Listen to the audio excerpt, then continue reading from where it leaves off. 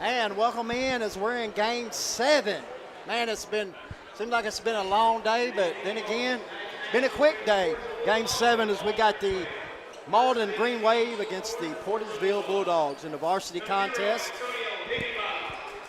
Starters for Portageville, number 0, Deuce Hickenbottom, number 1, Evan Windsor, number 11, Jack Bell, number 23, Braden Jeffries, and number 35, Mason Babb.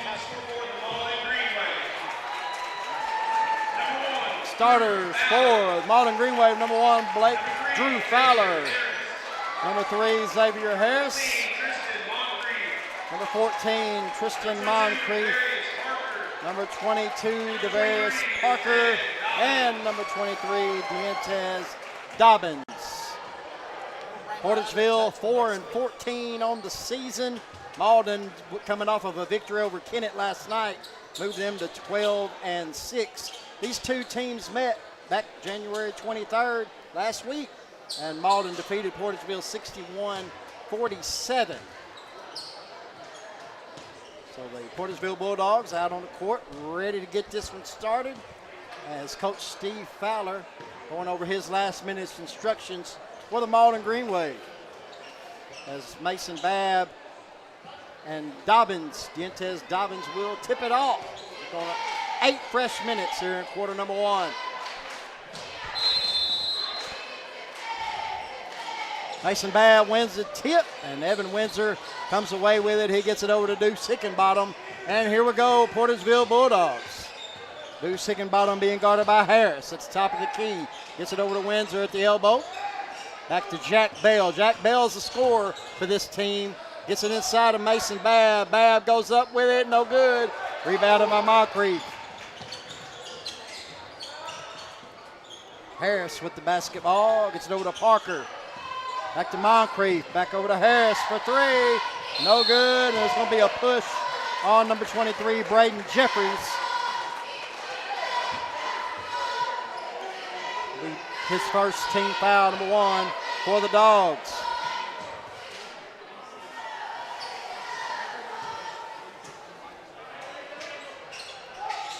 Inside, nice pass. There's going to be a foul as Moncrief with the basket. He'll get to go to the line for the and one as the foul was on number 35, Mason Babb.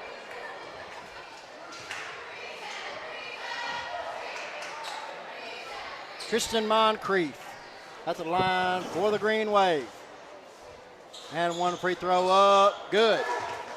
3-0 Malden. Malden's come out in a full court press.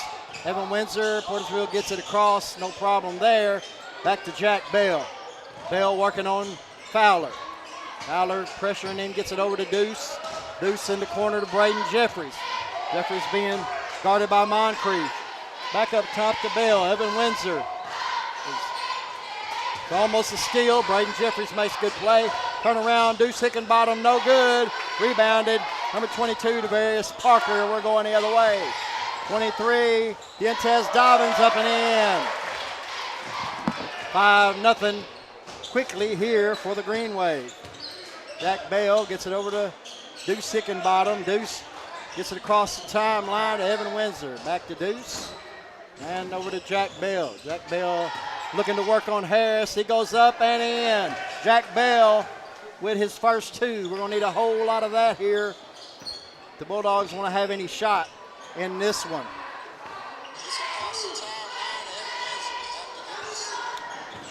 Moncrief with the basketball. Up top to Parker. Back into Moncrief. Moncrief up and in. Tristan Moncrief with 5 points. And it's 6 minutes left to go. Malden leads 7-2. Braden Jeffries with the basketball. He's double teamed. Gets it ahead to Jack Bell. Jack Bell over to Evan Windsor. Evan Windsor with a wide open 3. No good. Good rebound by Braden Jeffries as he gets it out to Evan Windsor. Back to Jeffries. Jeffries has shot for 3. No good. Rebounded by Deuce. Deuce Hickenbottom back to Jeffries. 2 offensive rebounds here. This is exactly what the Dogs need to try to stay in this one. Evan Windsor. Braden Jeffries 2 on the line, no good. Rebounded by Fowler, and he's ready to run. Fowler in the lane, up, no good. It's going to be off Evan Windsor, out of bounds. It'll stay with the Green Wave.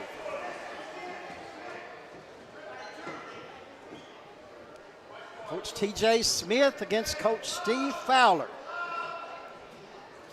in this one. Dobbins with a three-point shot, no good. And good job by Braden Jeffries as he had Moncrief plumb boxed out.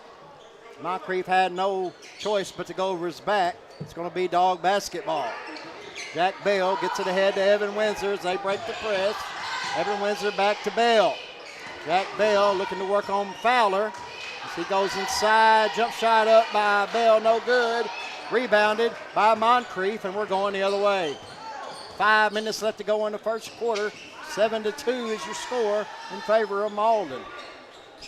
Inside, back outside to Moncrief in the corner to Harris for three.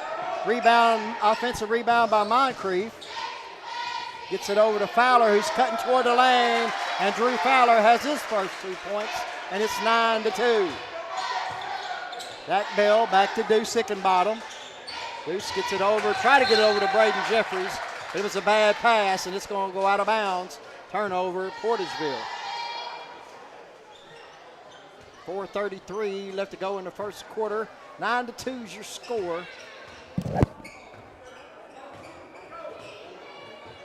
Harris, get over to Moncrief, to Parker, to Fowler, back to Harris. Harris in the corner being guarded by Braden Jeffries. 14 Moncrief, steps in the lane, takes a shot, gets his own rebound.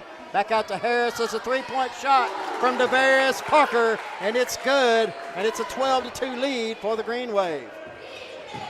Tipped out of bounds by Dobbins. So we got number 11, that's Cannon Brown checking in for Tristan Moncrief. We'll have a timeout on the floor. Coach T.J. Smith wants to talk it over. We'll be right back on the Bootheel Sports Network. Little Pizza Heaven, located at 503 Ward Avenue in Carruthersville, Missouri. You can eat in, take out, or get delivered. So make sure you call them at 573-333-0490 or go by and see Chrissy and the gang. Once again, that's 503 Ward Avenue in Carruthersville, Missouri, where they offer more than great pizza. Little Pizza Heaven, a Carruthersville tradition. Thank you to our sponsors, which include Little Pizza Heaven. Go see Christy and the gang.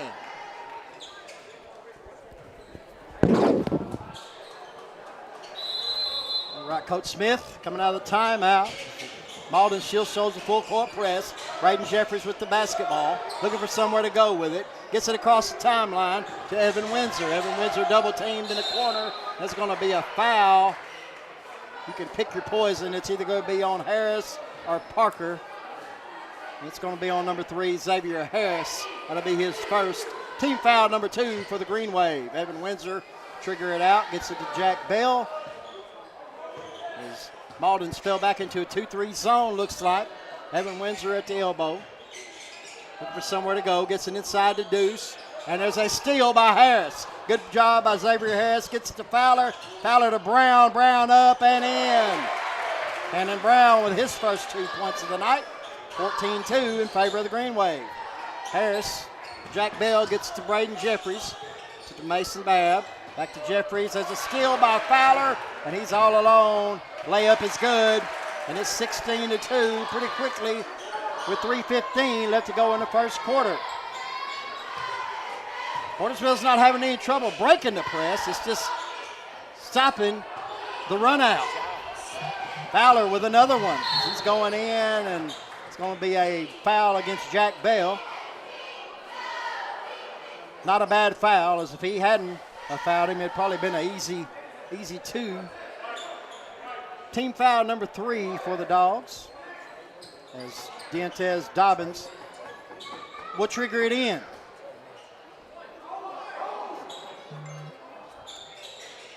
Gets it out top to Harris. Xavier Harris with the basketball. To Fowler. Fowler over to Brown. Brown thought about a three. Thought better of it. He's going to drive in on Braden Jeffries, and there's going to be a travel on Brown and the Green Wave. Turnover. It'll be Dog basketball. As number 5, Armand Taylor checks in for the Dogs. He gets it into Deuce across the timeline to Braden Jeffries. Jeffries ahead to Jack Bell. Could have been a block, but probably got a little bit of body on number 22, Devarius Parker. And Jack Bell will go to the line to shoot 2. 2:46 left to go in the first quarter. It's been pretty much all Green Wave at this point. 16-2. Jack Bell with the only 2 for the Dogs, looking to make it 4. We'll start with 3. Free throw up and no good. Number 31, Landon Depro, checks in, and 22, Devarius Parker will take a breather. Coach Steve Fowler. Jack Bell, second free throw. No good, rattles out. Rebound by Dobbins, and we're going the other way. Fowler with the basketball.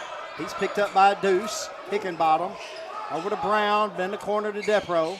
Depro back out to Dobbins. Dobbins drives in, and there's going to be a charge as number 5, Armand Taylor, was just sitting there waiting, and he done a great job of drawing a charge. That'll be the 4th team foul on Malden. 2:31 left to go in the first quarter.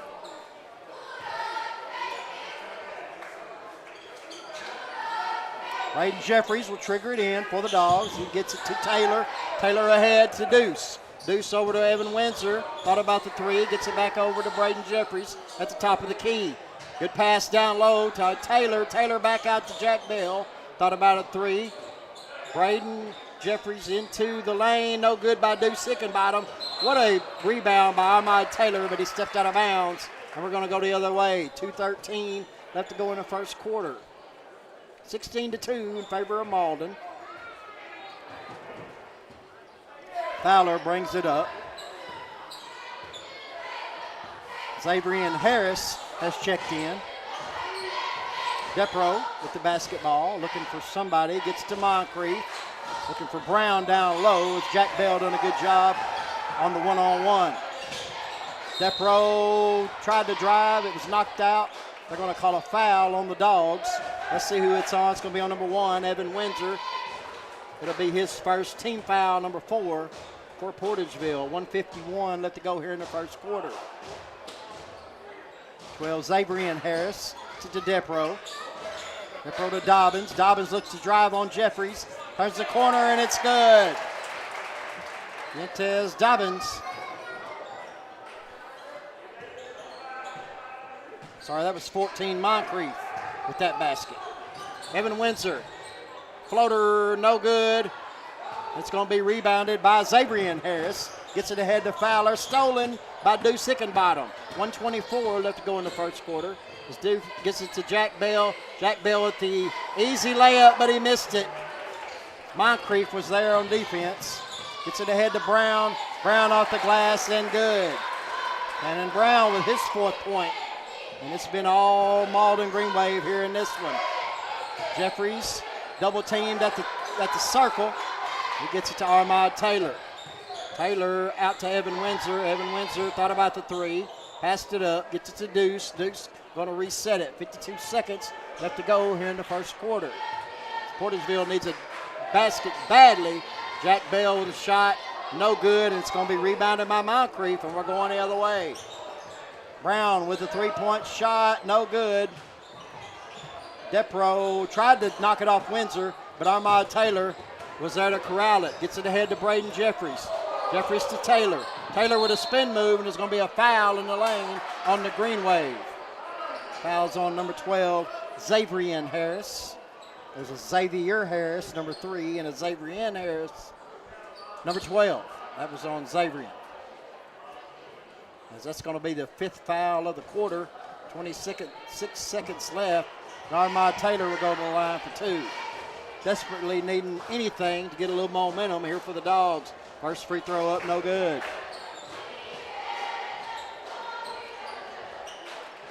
Drew Maddox checks in, and Evan Windsor will take a seat for Coach DJ Smith.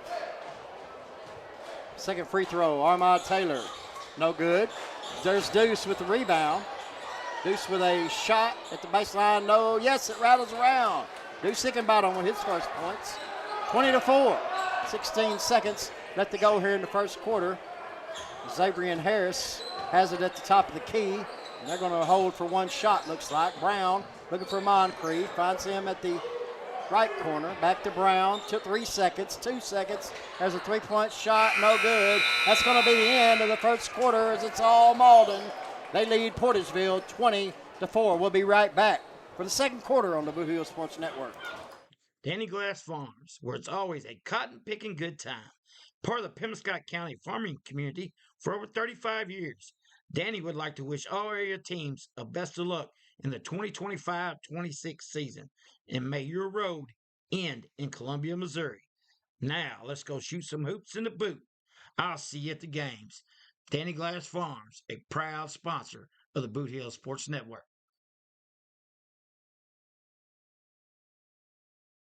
Tri-State Mobile Concrete, LLC.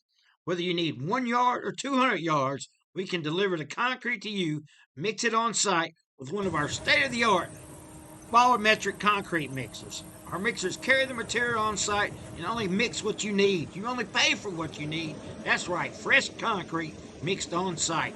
Tri-State Mobile Concrete is here to serve our customers. We're available 24/7, normal business hours, 7 to 5, Monday through Friday, 7 to 12 on Saturdays. We know what it takes to offer great customer service that can't be beat. So give us a call at Tri-State Mobile Concrete at 573-359-8023. Thank you to Tri-State Concrete and all of our advertisers here at the Bootheel Sports Network as we're underway in the second quarter. Malden with a big lead, 20-4, looking to add to it. Brown with the basketball, gets it up top to Cunningham, who checked in. There's a shot by Xavier Harris, and it's going to be out of bounds off of Malden. It'll go back to the Dogs.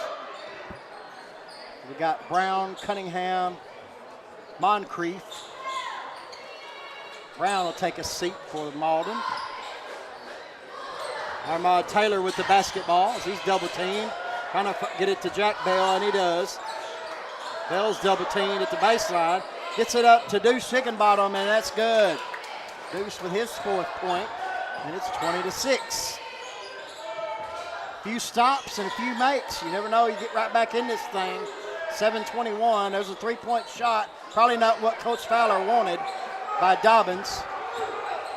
Moncrief, and it's no good. Portageville comes away with it. Deuce Hickenbottom at the top of the key. It's over to Jack Bell. Jack Bell looking to get it down low to Drew Maddox as it's going to be a jump ball. I believe that's number 5, Braden Cunningham, doing a good job getting in there and tying that thing up. It's going to remain with Portageville.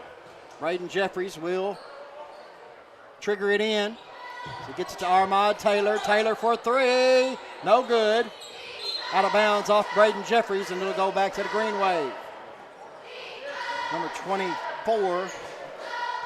I don't have a 24 for Malden. 24. Tipler. Orenthal Tipler. Checked into the ball game. Parker. 24 is Parker.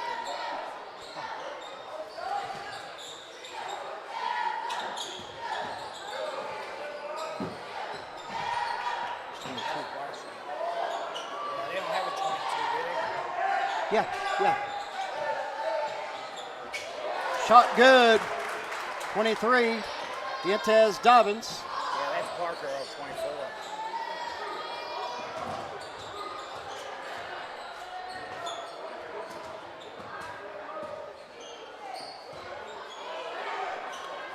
Jack Bell with a three-pointer, no good. Off the side, and it's going to go out of bounds. 23 Dobbins will trigger it in for the Green Wave.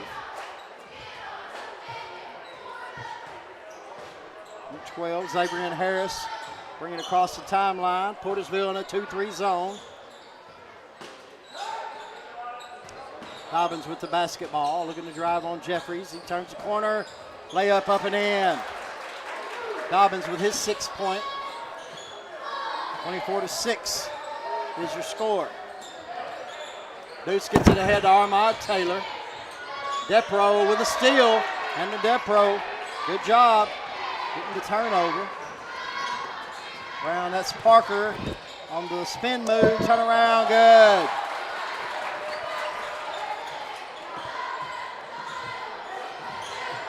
Who's that one?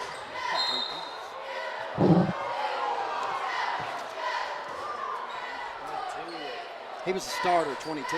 That's 22. Yeah, you're right. We're going to call 24 Tippler. No. We'll find out. We'll find out who 24 is.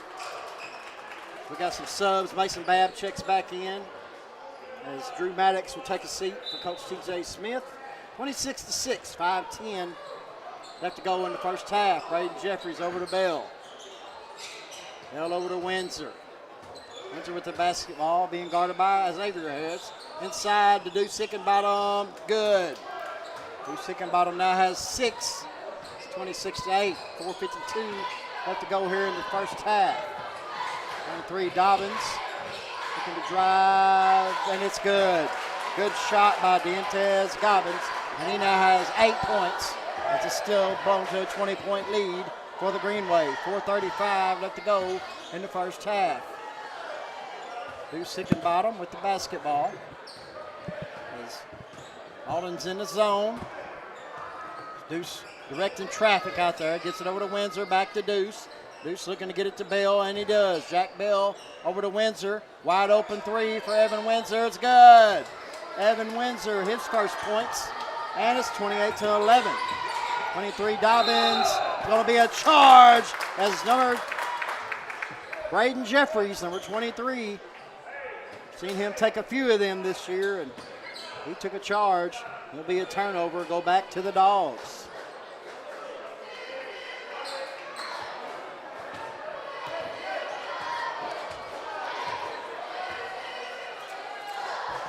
Jack Bell trying to get it across the timeline, and he does. Over to Deuce. Hickenbottom, Babb, Bell, Windsor, and Jeffries on the floor for the Bulldogs. It's going to be a turnover, a walk, traveling call on Jack Bell. We got Fowler, Depro, Dobbins, Xavier Harris, and 24 on the floor for Malden.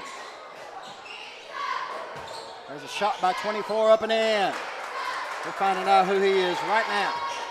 4 points for that young man. It's 30-11. Jack Bell with the Deuce over to Evan Windsor. Fowler almost with the steal. Jack Bell drives inside, up and in. Jack Bell with 2. Perkins.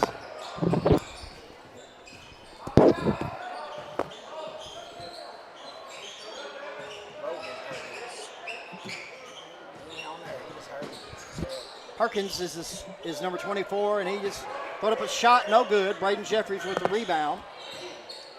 And here comes the Dogs, 30-13. Gets it over to Windsor on the left side. He being guarded by Xavier Harris. Gets it to Braden Jeffries. Jeffries double team, gets it inside to Deuce. Had Mason Babb open, but didn't see him. Back to Jeffries. Jack Bell, spin move on Fowler, and it's going to be a charge. Charge to Jack Bell. Must have drove his shoulder because defender was definitely not set. But it is a charge nonetheless, and it'll go back to the Green Wave. Xavier Harris with the basketball.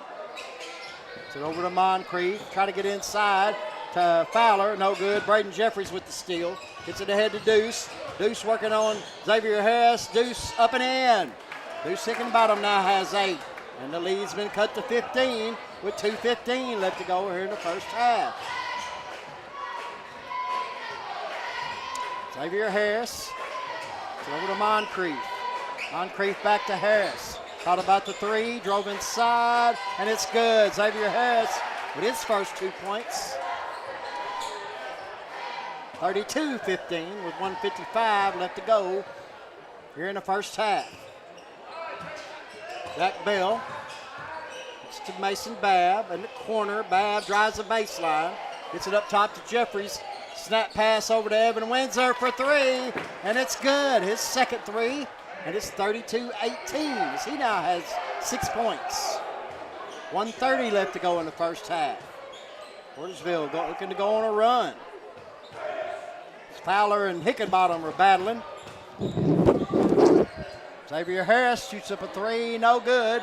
Fowler with the offensive rebound, looking to drive in on Mason Babb. He loses the basketball, growls it back. There's going to be a timeout called by Coach Steve Fowler, a 30-second, and we're going to take one as well. We'll be right back on the Bootheel Sports Network. Looking for your next concrete job? Give Jones Concrete LLC a call at 573-724-2005. Specializing in flat work, driveways, patios, slabs, sidewalks, demolition, saw cutting, gravel, and dirt delivery available. No job is too small because we do it all. Jones Concrete LLC.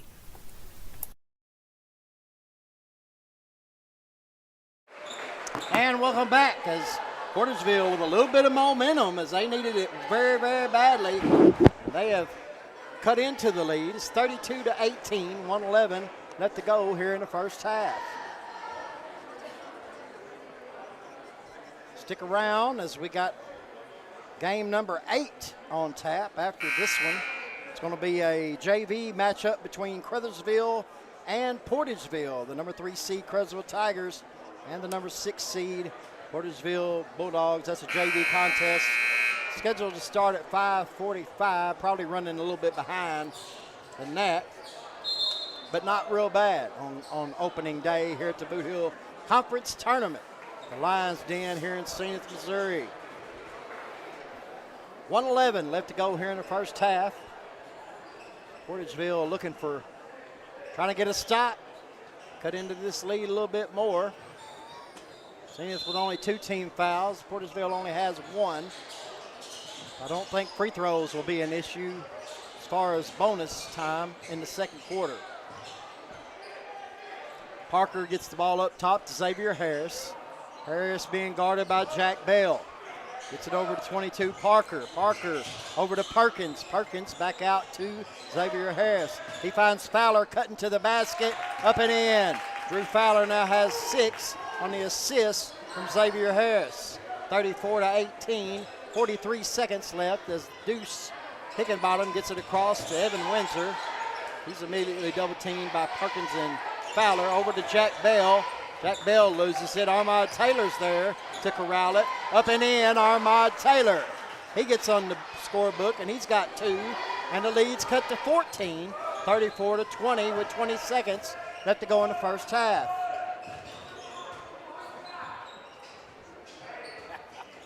Xavier Harris. Moncrief with the basketball as they're going to hold for one shot, looks like, trying to get it to Fowler. There's Fowler being guarded by Jack Bell. Spin move by Fowler, stolen by Evan Windsor. 3 at the buzzer, no good. But going into half, Portageville has cut into the lead, but it's 34 for Malden, 20 for Portageville. We'll be back for the second half of this one in a minute on the Bootheel Sports Network.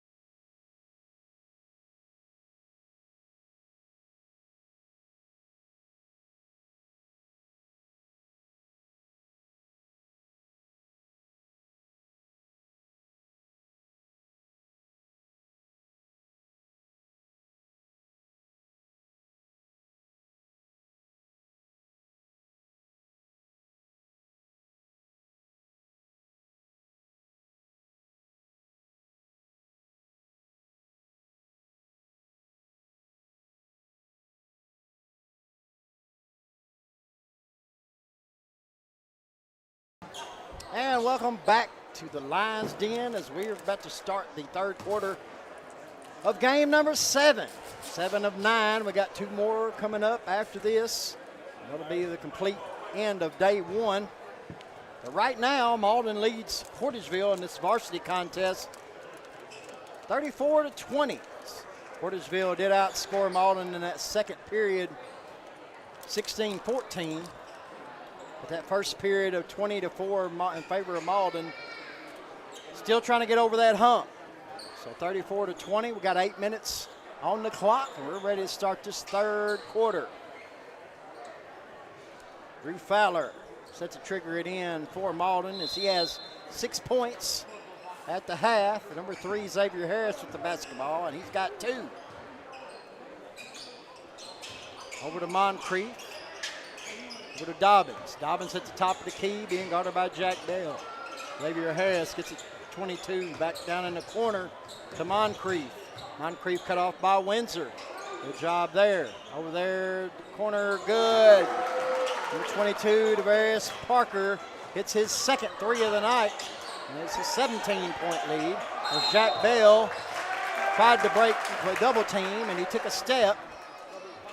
He got called for the travel. Give me 3 steps. Give me 3 steps. Miss. South Pemiscott, see them coming in. Getting ready to go to their locker room as they're in the nightcap. That's going to be a dandy game. South Pemiscott and Crothersville, the 4 and 5 seed in varsity, as Mark Manley and Charlie Duckworth will be on the dual call on that one. But first, there's a 3-point shot. Once again, Parker, he has 3 3-pointers, and that's 9 points, and it's a 20-point lead for the Green Wave. It'll be a timeout as Coach T.J. Smith wants to talk it over. We'll take us a break as well. We'll be right back on the Bootheel Sports Network.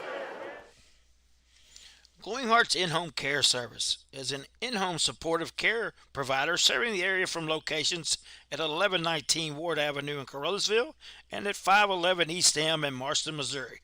Glowing Hearts has friendly, professional employees who provide home nursing visits along with personal and homemaker services to enable clients to remain at home. There is a difference. See for yourself by calling Glowing Hearts In-Home Care Service in Carruthersville at 922-5056 or in Marston at 643-2537. And welcome back, as it's Devarius Parker 6, Portageville nothing here in this third quarter. And Malden with a comfortable 40-20 lead with 7 minutes left to go in the third. Evan Windsor set to trigger it in. Looks like Malden's in a full court press as they gets it into Deuce Hickenbottom. Deuce being double teamed. He breaks that, gets it ahead to Windsor. Windsor backs it back out, gets it over to Deuce. Deuce with the shot, no good. There's Braden Jeffries with the rebound, and he's going to put it up, and he's going to be fouled, and he'll go to the line to shoot 2. I believe Devarius Parker is going to be the culprit on that foul. Going to be his second foul. Team foul number 1 is Braden Jeffries. Step to the line, the sophomore for the Portageville Bulldogs. First free throw from Jeffries up and good.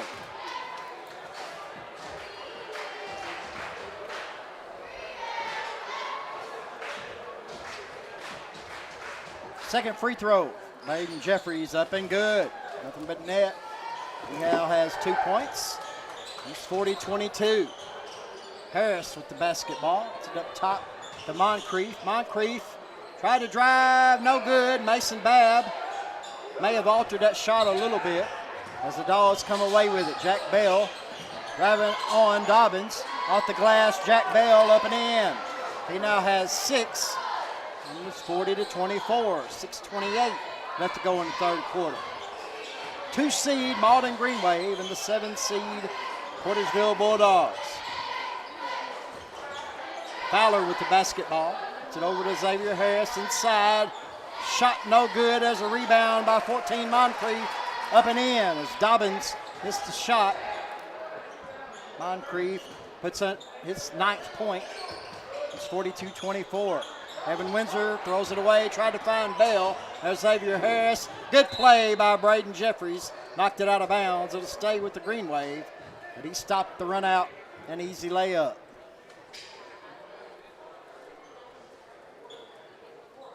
Bell, Babb, Windsor, Jeffries, and Hickenbottom in the game for Portersville. Number 14, Tristan Moncrief with the shot. He's fouled by Jack Bell. That'll be his second. I'm sorry, Braden Jeffries with the foul. That'll be his second team foul, number 1. 5:53 left to go in the third quarter. Dobbins with the basketball. He's guarded by Braden Jeffries. Looking to get rid of it. He does. Moncrief drives up and in. Good shot by Moncrief, as that was a tough basket.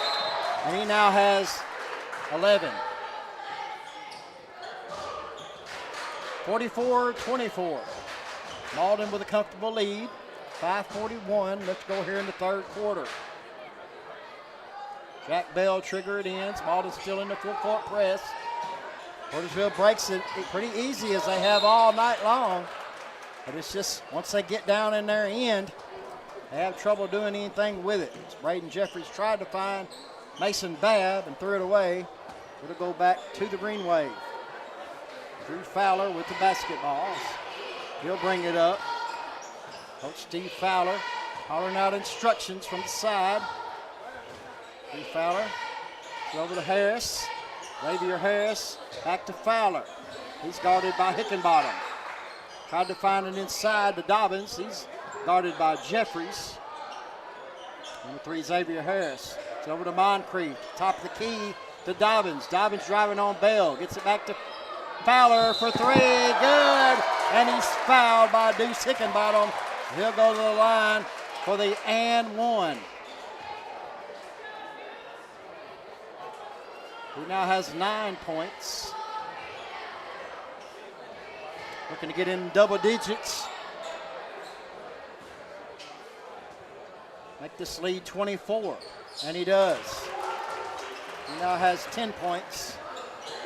Here come the Dogs. Jack Bell tried to throw it off of Harris. Harris comes away with it. Gets it over to Fowler. No good. As Deuce Hickenbottom with the rebound. Gets it ahead to Mason Babb. Babb was blocked. And we're going the other way. 14 Moncrief. And it's knocked out of bounds by Braden Jeffries once again. It's not on my watch. Nope. Braden Jeffries might not be the tallest guy on the court, but he will play down low, and he is not going to let anything easy come your way. Just a sophomore, all-state baseball player for Portersville. There's a drive by 22 Dobbins. He now has 10. There's a steal, turnover. Number 14 with the dunk. That's Moncrief. He now has 13, and it's starting to get blown wide open here in the third quarter. 4:18 left to go. Jack Bell gets it to Armand Taylor. Taylor to Jeffries, over to Hickenbottom. Hickenbottom with a pump fake, and he's going to be fouled. And he's going to go to the line and shoot 2. Foul is on 22, Parker. It'll be his third, team foul number 2. Deuce Hickenbottom. First free throw attempt. Up and in. He now has 9 points, and he'll be looking for point number 10 as Kenan Brown checks in and Depro checks in for Fowler and Moncrief. I'm sorry, Parker and Moncrief. Second free throw from Deuce Hickenbottom, looking for his 10th point. And it's good. 52-26. 4:08 left to go here in the third quarter. Xavier Harris looking to drive. If he traveled, and he did, it's going to be a turnover. Portersville basketball.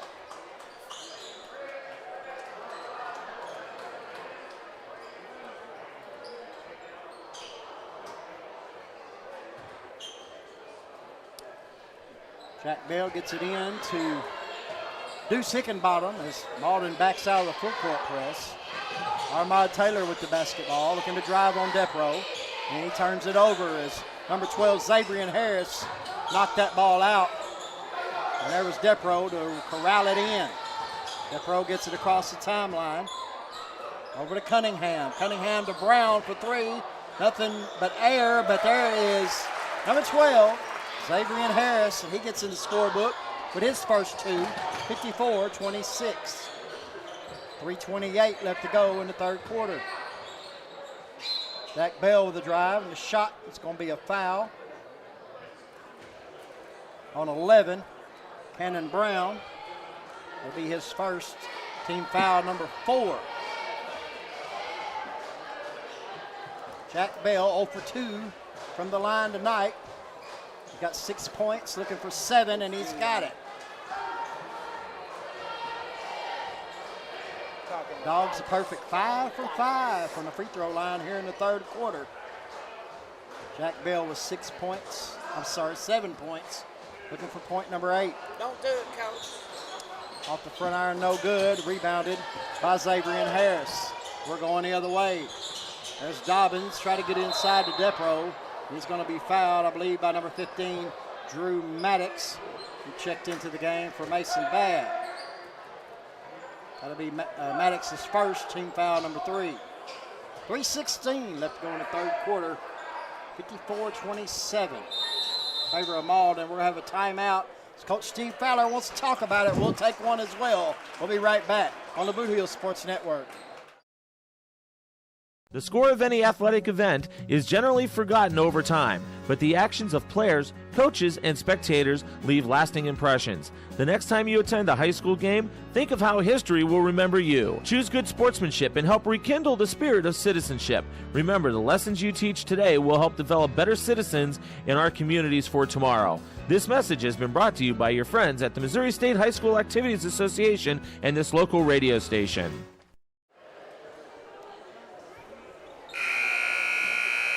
Welcome back to Zenith, Hornersville, Missouri. We're in the Lions Den Bootheel Conference Tournament. This is game 7 as the 7th seed Hornersville Bulldogs trying to erase a big deficit here late in the third quarter. Number 2 seed Malden Green Wave lead this one 54-27. Yentez Dobbins gets it into Cunningham. Cunningham, stop, drive, no good as he knocks it out. And there's Depro, and it's going to be a charge drawn by Deuce Hickenbottom. It'll be a turnover. Depro's first foul, team foul number 4. As they say, anytime you can get to the line, score points without any time being taken off, you can hopefully try to climb back in this one. Jeffries gets it ahead to Taylor. Taylor ahead to Deuce Hickenbottom. Hickenbottom backs it back out. Gets it over to Jack Bell. He's guarded by Cunningham. Good pick by Maddox. Jack Bell turns the corner, goes up, and he's going to be fouled as the shot is no good. He's going to go to the free throw line and shoot 2 more. He has 7 points. Looking for point 8 and 9. Cut into this lead. First free throw up, no good.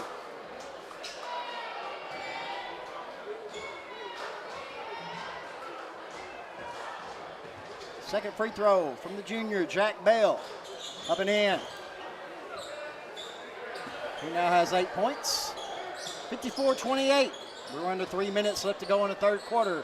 Cunningham thought about a 3. Right to the baseline. Shot is good. Braden Cunningham with his first points. And it's 56-28. Jack Bell gets it across to Deuce Hickenbottom.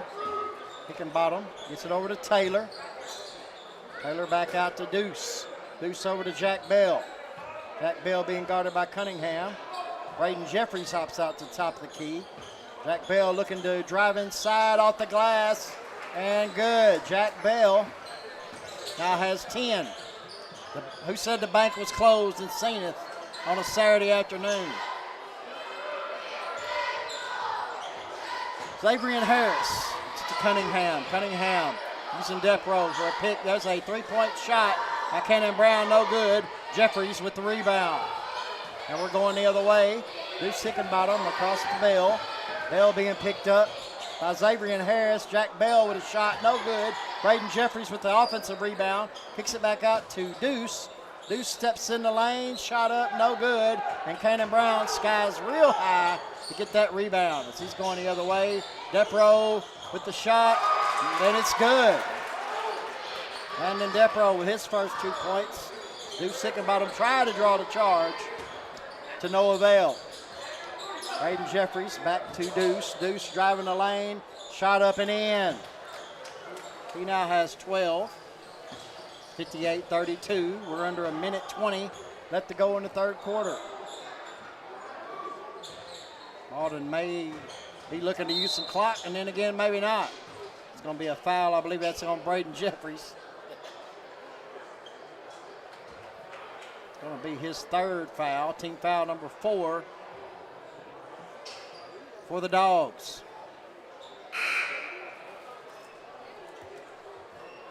It's 24, Logan Perkins.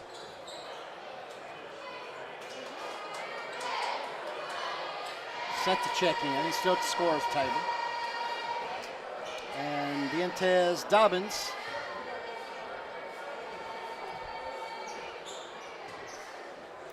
will shoot 2. First free throw up. And good.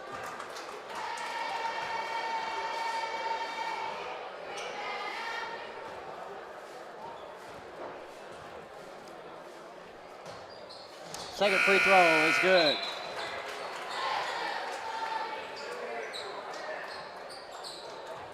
Seattle has 14 points. 60-32 is your score.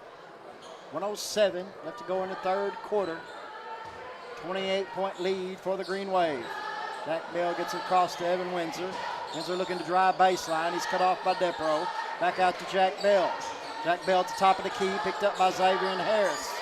Over to Windsor. Windsor picked up by Brown. Armand Taylor inside. Kicks it back out to Jack Bell. Jack Bell with the drive. Floater, it's good. He now has 12 points.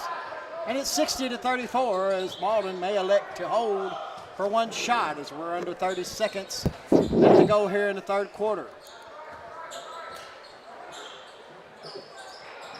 Cunningham, top to Perkins.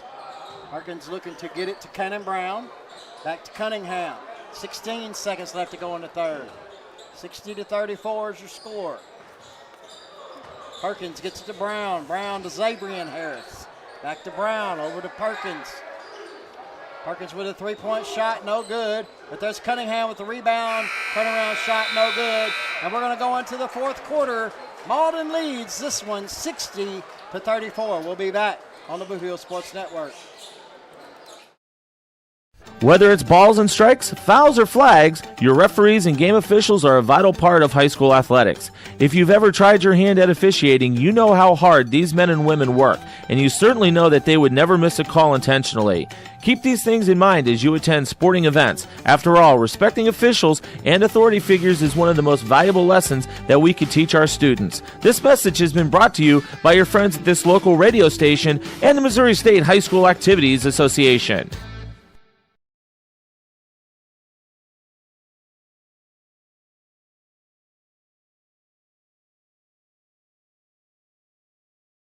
Please elect Ryan Dykus for Pemiscot County Prosecuting Attorney. On August the 4th, 2026, proven family man that loves our vets, the IAAI Prosecutor of the Year in 2025. Ryan Dykus is tough, tested, and fair. Paid for by the committee to elect Ryan Dykus. Jess Cagle, Treasurer. Once again, that's August the 4th, 2026. Thank you to Ryan Dykus for being one of our advertisers as he's sitting over there against the wall. Got his Ryan Dykus hoodie on, conversing with Coach G from Crothersville. 60-34 as we're into the fourth quarter. Bell looks to get inside to Mason Babb and up and in. Good job by Mason Babb as he gets his first 2 points of the night. 7:44 and counting left to go here in the ball game. Depro with the basketball. He's being defended by Jeffries. Shot no good. There's Deuce Hickenbottom with the rebound. Knocked out of bounds by Cannon Brown. It'll stay with Portersville.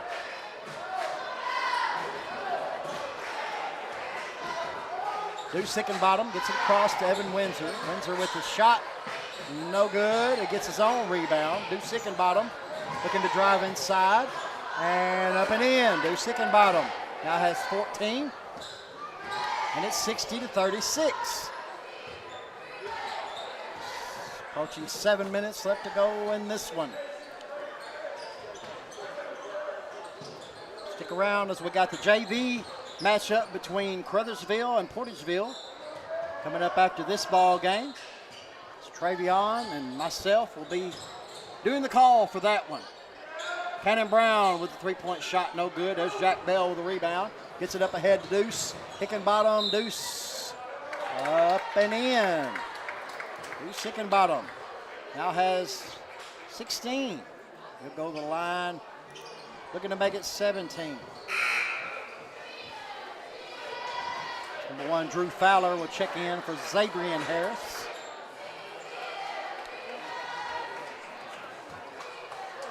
And Deuce Hickenbottom looking for a point, number 17. Complete the and one. Free throw up and good.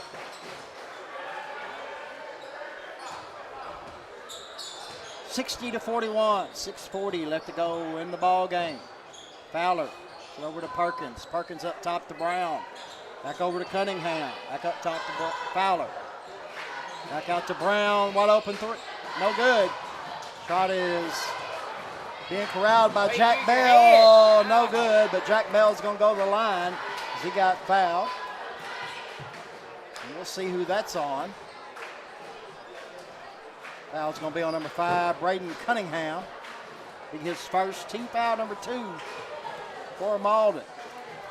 Jack Bell, 12 points. The officials converse, I think, to try to talk about if he was in shooting or not.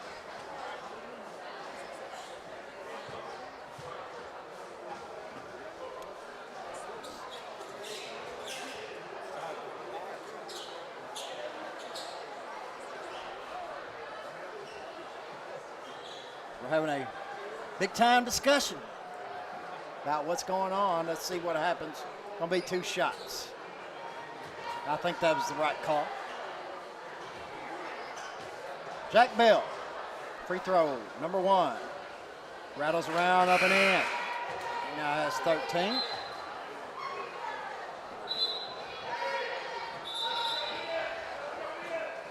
As Parker and Dobbins will check in for Depro and Cannon Brown. 6:24 left to go in this one. 60-42 in favor of the Green Wave. Second free throw. Jack Bell up, no good. It's rebounded by Dobbins. We're going the other way. Yentez Dobbins gets it in the corner. Parker, good. Darius Parker, that's his 4th 3. He now has 13. I'm sorry, 12. Deuce Hickenbottom gets it over to Windsor. Back to Deuce, over to Jack Bell. Jack Bell looking to drive up and in. Good move by Jack Bell. He now has 15. 5:50 left to go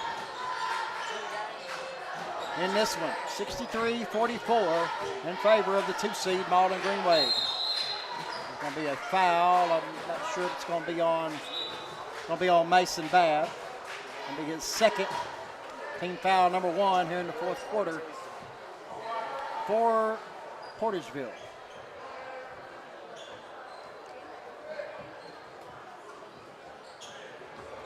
Fowler with the basketball, gets it inside, turn around, jump shot by Dobbins, no good. Gets his own rebound as a block by Mason Babb, and Braden Jeffries comes away with it. Here comes Deuce Hickenbottom. He's going to drive inside off the glass. They're going to call a foul on the floor. It's going to be out of bounds. That foul is going to be on number 5, Braden Cunningham, his second, team foul number 3 for Malden. And if I know Coach Steve Fowler, the way I think I know him, he definitely don't want to put Portersville at the line with no time running off the clock.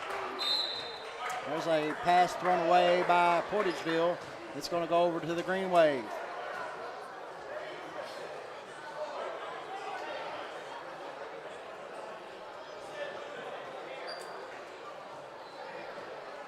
Malden basketball. As Parker will take it out. Parker, Perkins, Fowler, Cunningham, and Dobbins on the floor for the Green Wave. Fowler try to get by Jack Bell, kicks it back out. There's Cunningham being guarded by Deuce. Mason Babb steps in and helps out. It's it over to Parker. Parker being defended by Windsor. It's it up top to Fowler being defended by Jack Bell. He gets by him. There's going to be a foul. I believe it should be on Jack Bell. We'll see, and it is. It'll be his third foul, team foul number 2 for Portageville. 5:06 left to go in this one. Cunningham will trigger it in. Puts it into Parker. Parker to Fowler, back to Cunningham. Thought about the 3. Thinks better of it. Gets it over to Parker. Parker to Dobbins. Dobbins being guarded by Babb. Gets it to Cunningham. Back outside to Parker. Up top to Fowler, who's picked up quickly by Jack Bell. There's a 3-point shot from Fowler. No good. Evan Windsor will clear it, and we're going the other way. Evan Windsor tried to shoot, no good. Mason Babb with an offensive rebound, and he missed. Here comes Drew Fowler. Gets it ahead. 3-point shot, no good. There's going to be a foul. Going that other way. Pushing it back. Pushing the back on the Green Wave on 22. Parker to be his third foul. Team foul number 4. Jack Bell at the top of the key. Gets to Evan Windsor. 4:17 left to go in this one. 19-point lead for the Green Wave. They'll try to drive. Malden closed in on that. Over to Jeffries. Jeffries looking to get it to inside to Babb. Babb was open momentarily. There's Deuce with a rebound. Mason Babb with a rebound. Up and in. He now has 4. And we got a timeout on the floor. It's going to be called by Coach T.J. Smith. It's going to be a full one. We'll take one as well. We'll be right back on the Bootheel Sports Network. Hey, if you want a truck or a real fine car, Faulkner Auto Sales can get you cruising in any style. If Faulkners don't have it, they can get it. And if they can't get it, it's not even made. Go see Dwayne and Kevin at Faulkner Auto Sales on Truman Boulevard in Caruthersville or call 573-333-3800. And remember, if Faulkner's is not on the back of your vehicle, it damn sure ought to be. Our good friends from Caruthersville, the Faulkners, go see them today. They will hook you up. We thank them for their support in bringing you Bootheel Conference Tournament basketball right here on the Bootheel Sports Network. Coach T.J. Smith calls timeout as it's 63-46 favor of the 2-seed Malden Green Wave. 3:57 left to go in this ball game.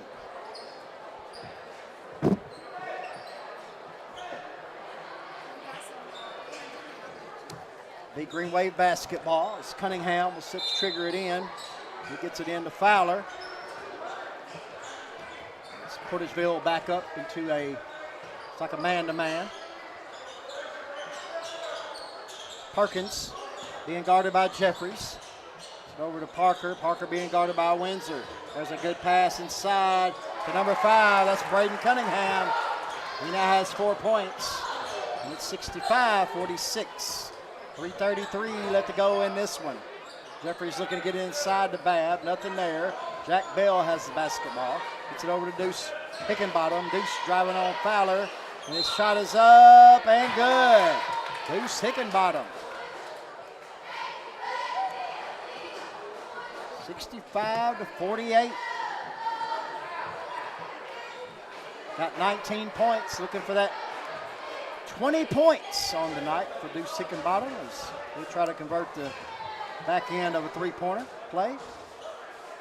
Free throw up and no good. Mason Babb has a rebound. Turn around in the lane, no good, and it's rebounded by Parker. Cunningham with the basketball. He gets it over to Perkins. Logan Perkins being guarded by Jeffries. There's Cunningham. Gets around Jack Bell. Gets it outside to Fowler. Fowler picked up by Hickenbottom. He gets it over to Parker. Nice pass inside.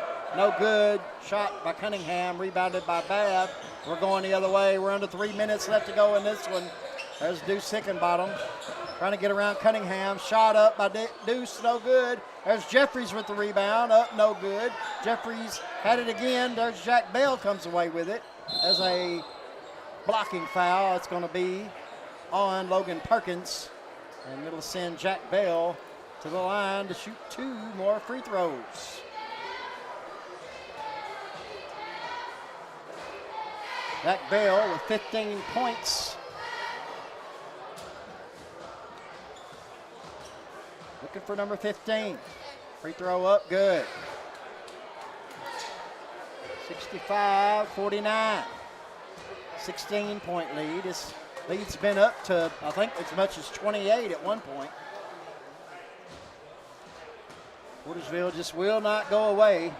Second free throw by Jack Bell, up and good. 65-50.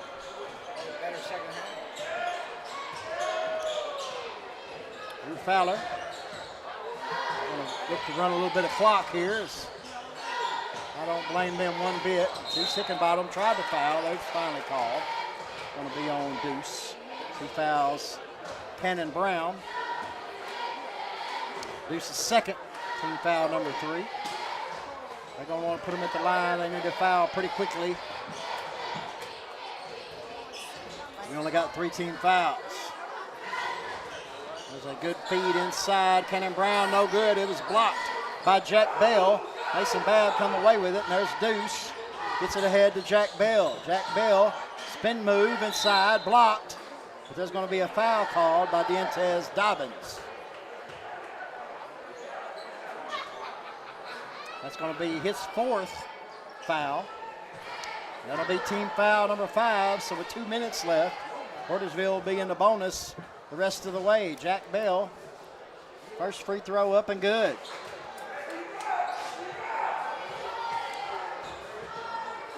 See, it's 4 for 5 from the line in the 4th quarter. He now there's another free throw up and good. He now has 19 on the night. 65-52, favor of Malden Greenway. We're under a minute 50 left to go in this one. Dobbins. Parker. There's Fowler. Easy layup up and in. Drew Fowler now has 12. 67-52 as we're approaching a minute 30 left to go here in this one. Deuce Hickenbottom. Shot up and good. 21 points for Deuce. 67-54. Fowler with the basketball. Over to Cannon Brown, who's checked back in. It's going to be a foul on Braden Jeffries. That'll be his 4th foul. Team foul number 4.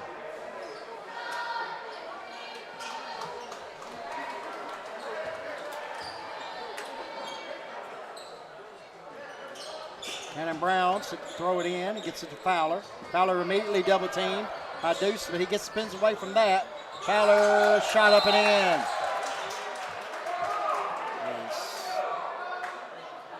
Blocking foul.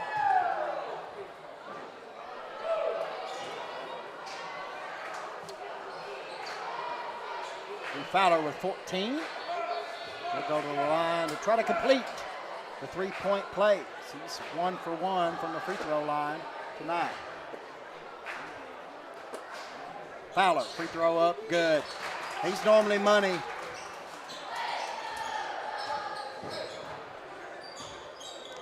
Jack Bell, 70-54 as we're under a minute left to go in this one.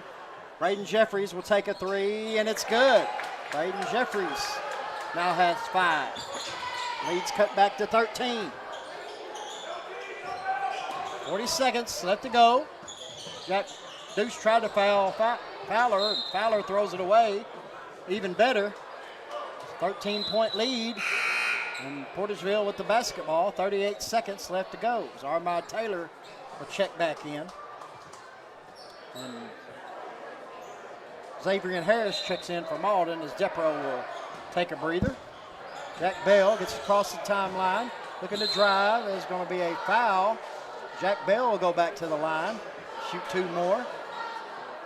Foul is on number 1, Drew Fowler. It'll be his first foul, team foul. Number 6.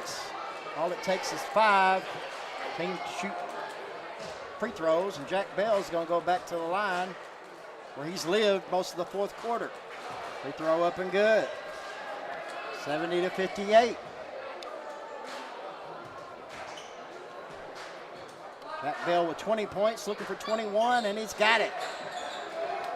Jack Bell. Portersville just not wanting to go away as they're going to foul Drew Fowler. It's going to be foul is on Deuce Hickenbottom. So Portersville's over the limit now, and Malden will go shoot 2. Free throws the rest of the way. You just don't want to send this guy to the free throw line. Sure, no. But we'll see what happens. Drew Fowler got 15 points, looking for 16 and 17. There's 16. 71-59. We got 30 seconds left to go in this one. Fowler with the second free throw up and good. Jack Bell. Going to drive on Fowler, spin move in the lane. Going to be a foul on Fowler. And Jack Bell going to go right back to the line. He's in a rhythm. Get 2 more. Cut this lead to 11.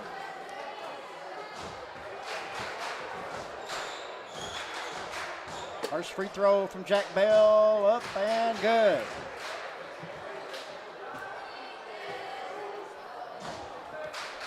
(72-60). Second free throw from Jack Bell, up and in. Drew Fowler going to be fouled. And he'll go back to the line to shoot 2. Charlotte. For 1.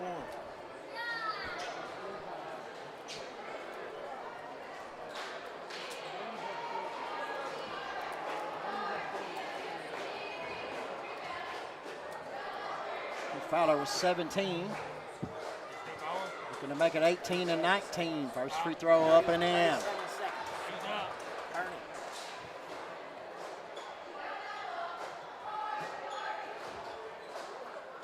Second free throw from Drew Fowler, senior, up and in. 74-61. Here comes the Dogs. Jack Bell over to Braden Jeffries. Jeffries for a 3, no good. Deuce Hickenbottom with the rebound. Let's get it to Jack Bell. Driving the lane, good. No, in and out. Like that splinter I had when I was little. That Mama took out my arm. And there's going to be a foul, and Jack Bell will go to the line.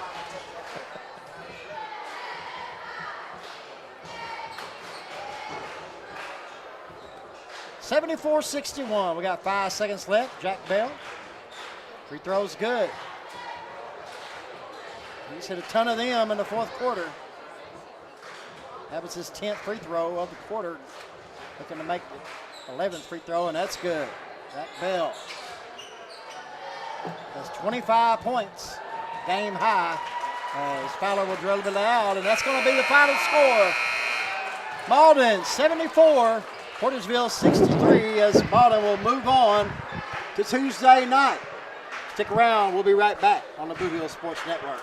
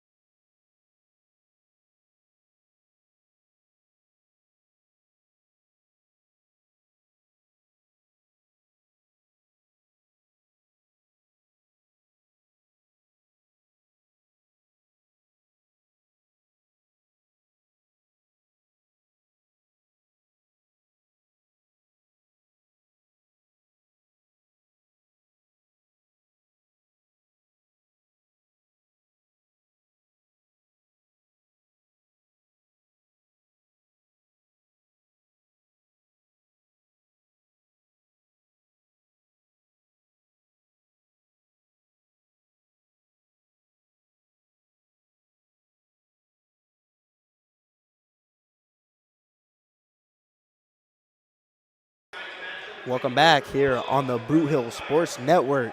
Welcome, welcome. Here with some JV action as the Tigers will go off against the Portersville Bulldogs, junior varsity.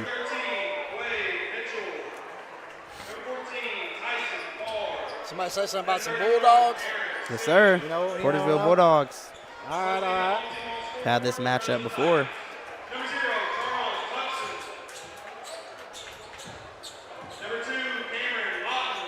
It's Cameron Moten, number 2 for the Tigers. Number 4, Elijah Hodges. Number 10, Michael Buttram. 22, Trayshawn Mays. Mr. Run Him Over. That'll be the starting 5. Also, Charles Jackson, they forgot to mention, number 0.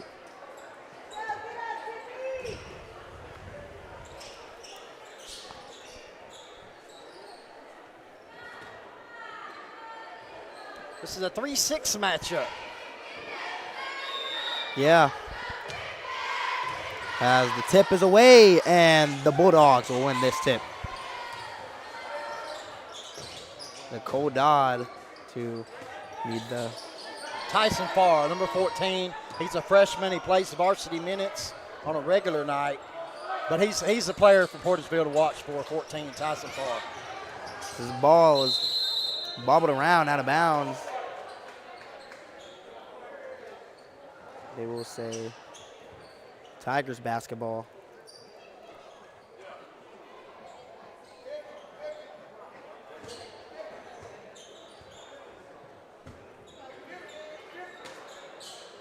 Charles Jackson with it. Pass to Elijah Hodges. Hodges to Buttram. Buttram calling up a play for the Tigers. Buttram to Hodges on a cut and his misses. Rebounded by the Bulldogs. Wade Mitchell. And just Mitchell off the rebound. There'll be a foul over here on the Tigers. Foul on King. Portersville's basketball. That's got to be one of the hardest, softest fouls I've ever seen in my life. You know what? Yeah, yes it was. Hard They and soft kind at of got the same jumbled time. up there, tied up on each other.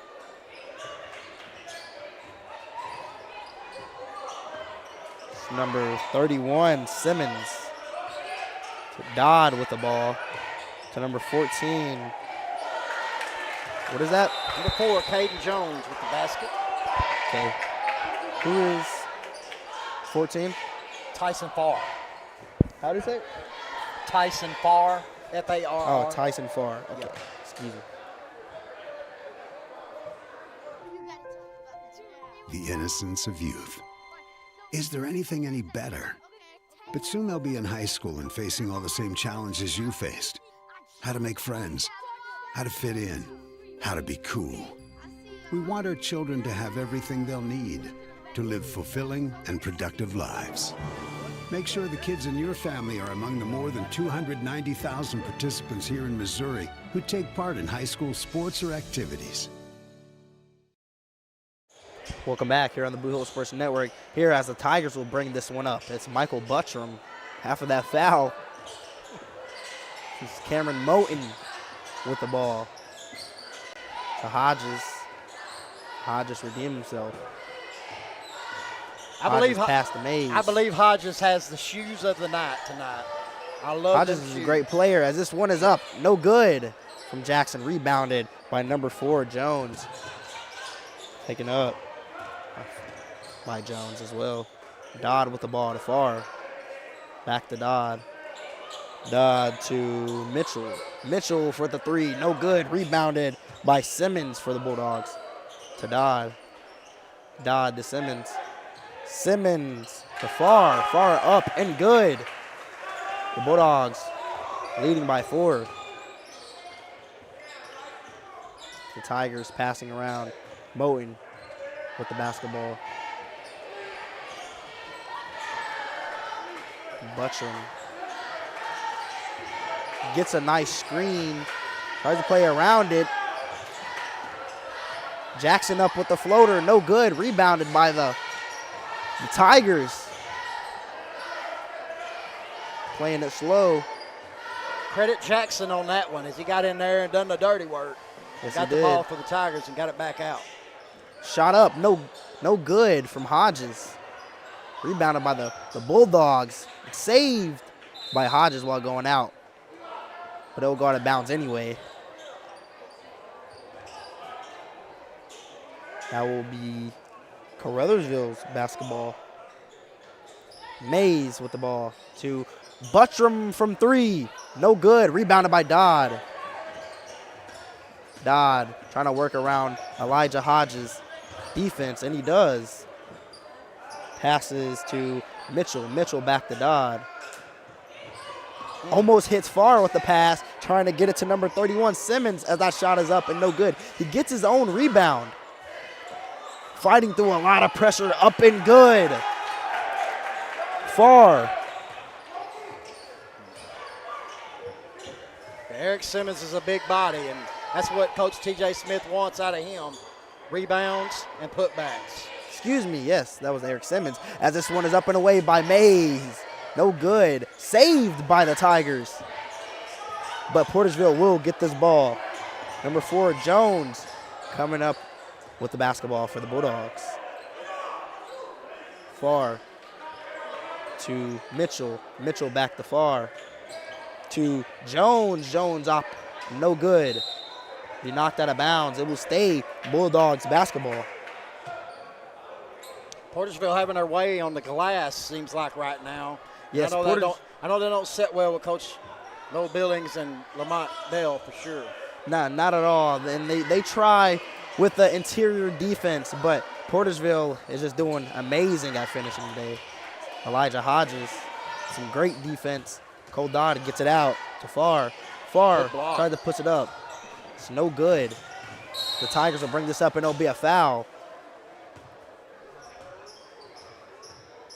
Yeah, Moulton done a good job on that play. Kind of hit and knocked it away, and next thing you know, Tigers has the basketball. Yeah. It's Buttram to Jackson. Jackson almost slips. Jackson back to Buttram. Buttram pulls it from the wing, and he is fouled. That's not the first three-point foul we've seen today. No, been quite a few of those, and Yes, some of those have went in today. So Yeah, yes it has. 4-point opportunities, few of them today. So Today on the Bootheel Sports Network has been great. Great games today as this first shot up for Buttram is no good. The Tigers have yet to get on the board, and let's see if Buttram can put them on the board today. Who will be the first to score for the Tigers? Buttram's second shot up. No good. Rebounded. like a lane violation. Yeah, lane violation, yeah.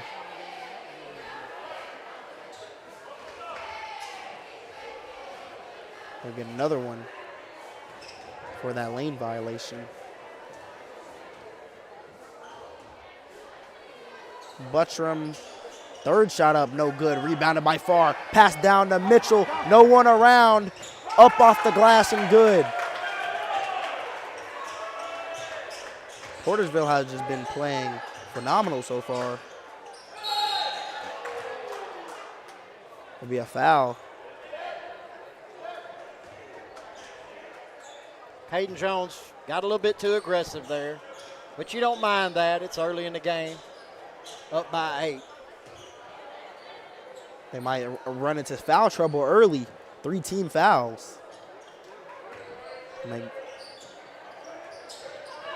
Hodges looking to pass. Trayshawn coming in, and he's fouled going up. That's Mays at the line. That's one positive you can take so far is Portersville is one foul away from putting them in a double bonus. Yeah, yes, they are. Each player has a foul except for Simmons. A shot up for Mays. No good. Can Mays be the first to put the Tigers on the board here on the Bootheel Sports Network? Mays Shot up. No good. Rebounded by Hodges for the Tigers. Be a foul. Tigers basketball. Now, Coach T.J. Smith ain't going to like the fact that, you know, Mays got in there and got that rebound easily on the free throw. Buttram to Jackson all the way over there on the logo. Jackson to Hodges. Hodges to Moten. Moten driving in. No good. Rebounded by Simmons. Simmons a little spin move to get around the pressure. Keeps possession. He's still going. Slows it down. Gets it to Dodd. Dodd to Mitchell. Mitchell back to Dodd. Dodd to Simmons. Simmons hand off the far. Back to Dodd. Dodd trying to make something happen for the Bulldogs here.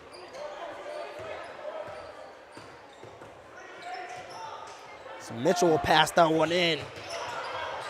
Loses it, but Dodd will recover it and lose it again. This ball is being passed all over the place, and the Tigers will come out with this one. Hodges wide open. Hodges misses a wide open layup. The Tigers are not doing well finishing the night or making shots, easy shots that are just given to them.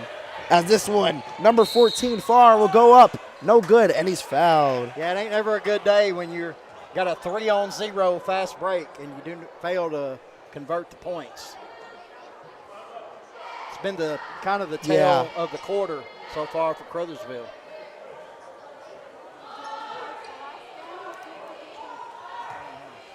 Farr will be at the line. Farr's first shot up and good for Portersville.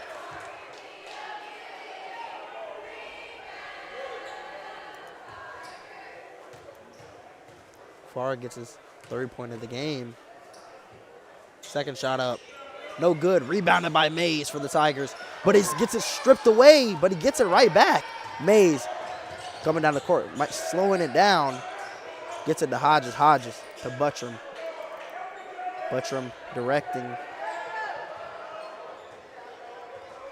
Buttram sizing up. Buttram pulls a mid.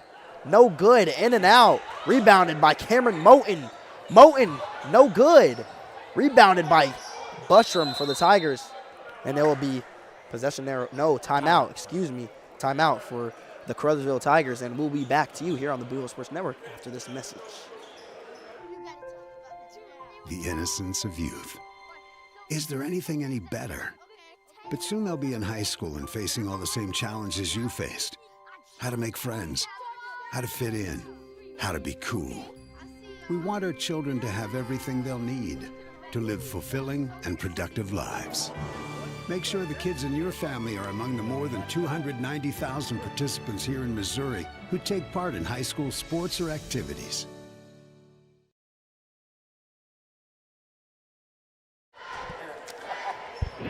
Welcome back to the Bootheel Sports Network here in Zenith, the Lions Den. As the Portersville Bulldogs will lead this by 9-0. The Tigers is yet to get up on the board, but the Tigers will start this possession off. As this one is pulled by Cameron Moten off the rip, rebounded by Mays. Mays going in. Mays is the first to score for the Tigers tonight, and one. It's got to feel good. Under 30 seconds, no points on the board. Has to feel amazing. And it's just 9-2. It ain't like it's 20-2. You know, so it's still anybody's ball game, man. No doubt about that. No doubt at all. It's Mays. Shot up. And good. Three-point play. This one is passed down. It's Mitchell with the ball. Dodd now. Dodd going around to Mitchell. Back to Dodd. Dodd to right. Shot up is no good, and we going into the second quarter here after this message here on the Bootheel Sports Network. We'll get back to you. in some second quarter action.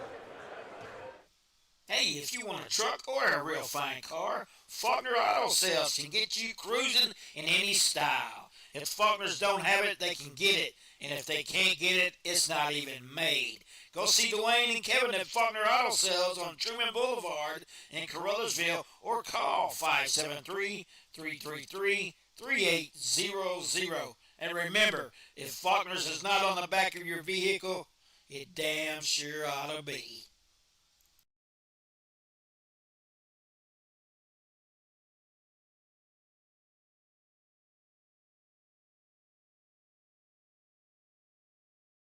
Welcome back here on the Bootheel Sports Network. So let's just stay here.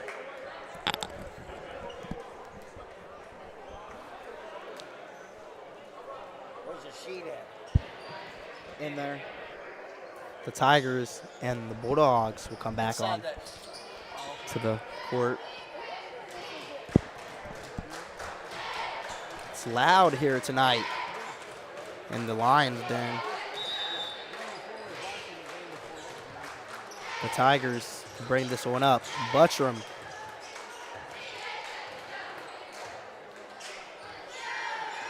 Tigers playing a real slow-paced game. It's Mays pulled from the corner. No good. Rebounded by Dodd. Far bringing this one up. Number 4, Jones. The one is up and no good. Had just a little bit too much space. Just a little bit. And a lot of times that's what happens. I mean, I'm using it, but you can use it. The Tigers. Bushram.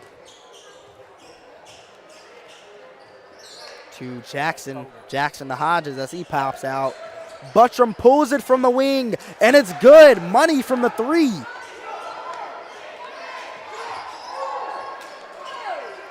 What a shot. Jones will have this one. Jones to Farr. Farr loses it. Hodges has it to Buttram. Buttram will bring this one up. Buttram to Hodges. Hodges looking to pass. Back to Buttram. Buttram driving in. Hop step. Pass back to Hodges. Hodges to Jackson. Almost loses his dribble. Stolen by Mitchell. Mitchell passed out. He passes it to a Tiger, though. That's Hodges. Buttram with this one. Throws it up to Mays. Mays. Big man in. What a shot from Mays. Dodd throws this one down and it's intercepted from Moten. I believe they will call a foul on the Bulldogs, and it will stay Caruthersville's basketball.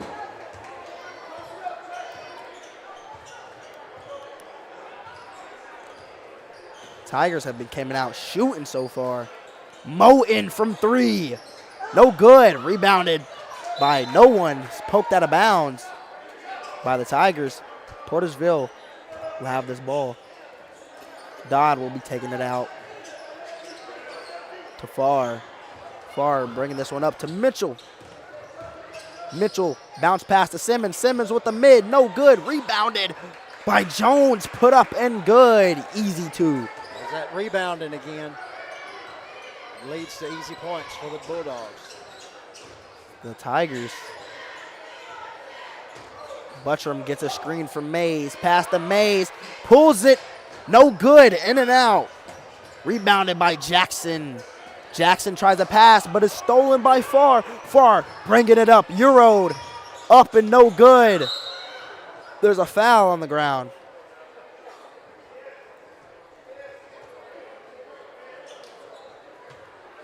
I think both coaches would tell you it's been an ugly game so far.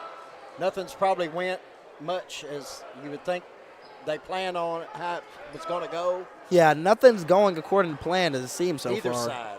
Yeah. On either side. The Bulldogs inbound, stolen by Young for the Tigers. Young finally in for this game.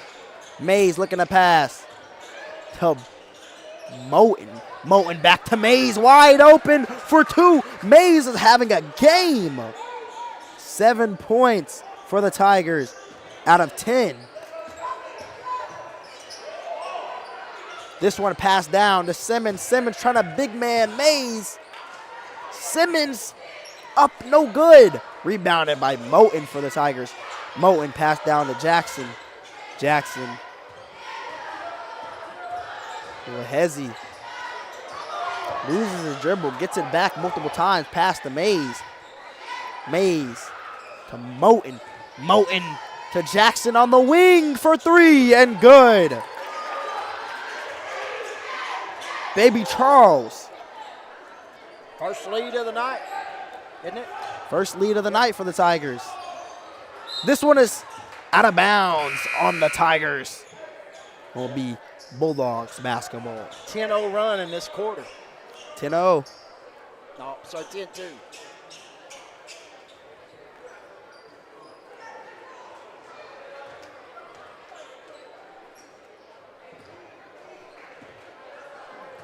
Dodd will have this one for the Bulldogs. Dodd using the little moves.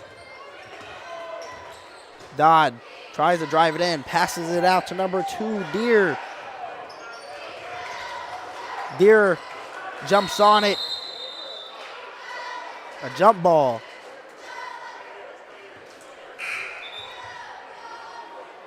Hodges checked in for Young. Possession arrow to the Bulldogs. Mitchell to Dodd from the inbound. Dodd, little crossover.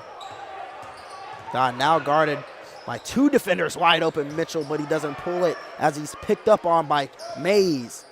This one far to Dodd. Dodd to Far, pulls it. No good. Rebounded by the Tigers. Tigers throwing it up. Mays up. No good. Rebounded by number 22, Robbins. It's Far. I've seen a basket from each side that would have been made if they would have chose to Shoot it. or hit the backboard. With the backboard. Yeah, and that's just fundamentals of the game. Using the backboard. That is preached in basketball, no matter what team you're on. As the Tigers will have this one. Hodges. Good pass to Moten. Up and good as he used the glass. Good cut by Moten there. Nobody was there. Good find. I've seen a lot of cuts from the Tigers tonight. This one goes out of bounds. It'll be the Tigers basketball. Tigers lead by 4 here. 2 minutes and 4 seconds left to go in the second quarter.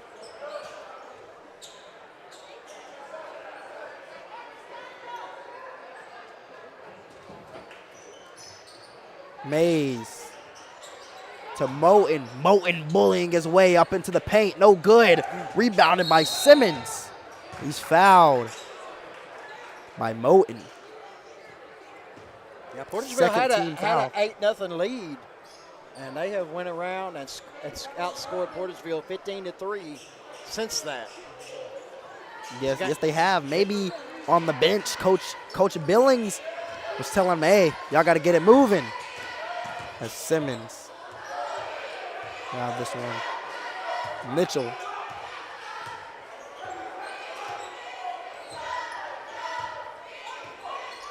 Looking to make a play to Dodd. Dodd pulls it from mid. No good. Rebounded by the Tigers. That's Mays. Tries to bounce past to Jackson, but it will go out of bounds, and it will be Tigers basketball. You know, we was just talking about rebounding, and I tell you what, the Tigers, they have cleaned up that mess here in the last little bit. It seems like every rebound's going to them now. I agree.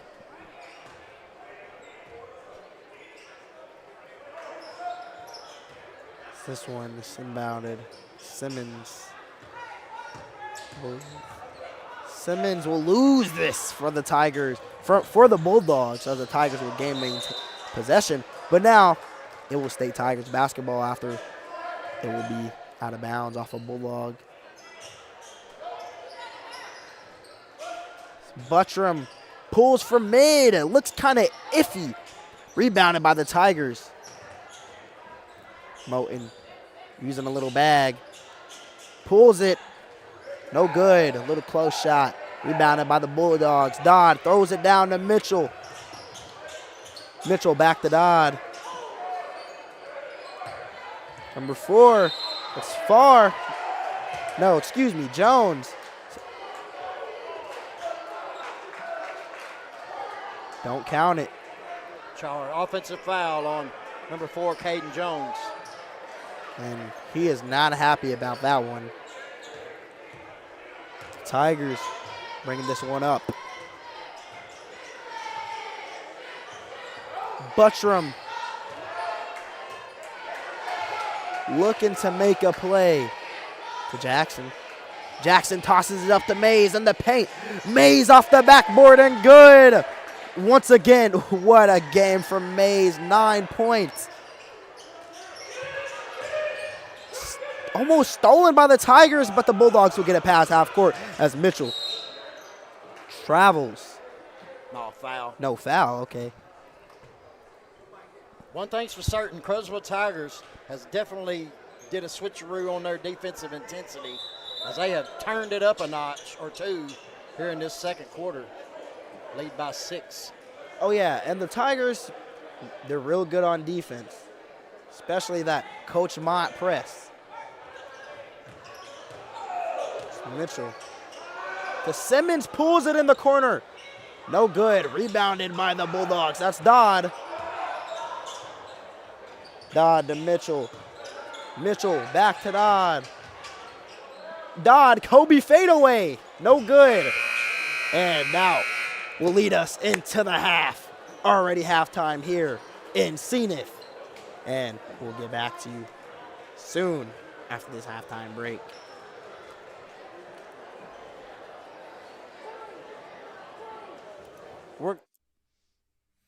Hey, are you doing a jailhouse rock and would much rather be having a house party? You can call Moss Bell Bonds at 573-359-4935 or 573-333-2916. They're available 24 hours a day. Also having a payment plan and credit cards accepted. You can make bail 1 minute from jail. Freedom loss, call Moss.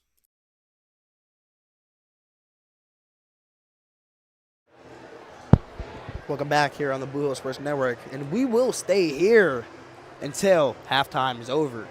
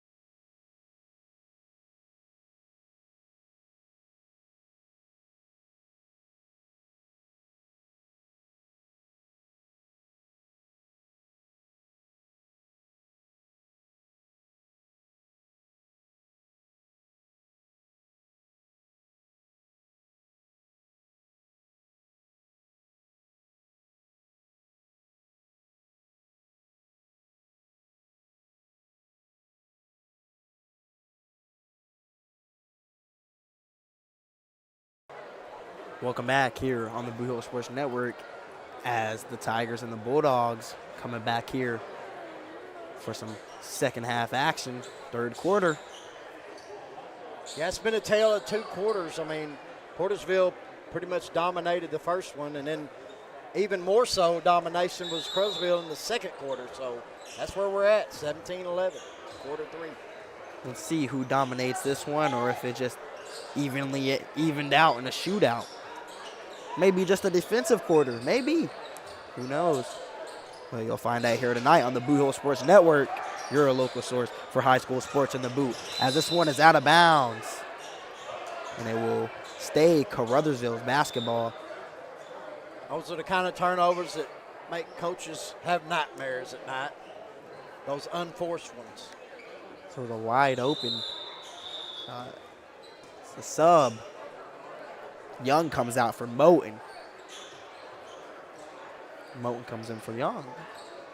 Vice versa. It's King. Pulls it. Leave. He'll be no good. Saved by King. They'll say he went out of bounds. And the Bulldogs basketball. Good effort nonetheless. Good effort nonetheless. A for effort. Dodd, big man, down, loses it. It'll be a jump ball. Portersville's basketball. They'll get the possession arrow.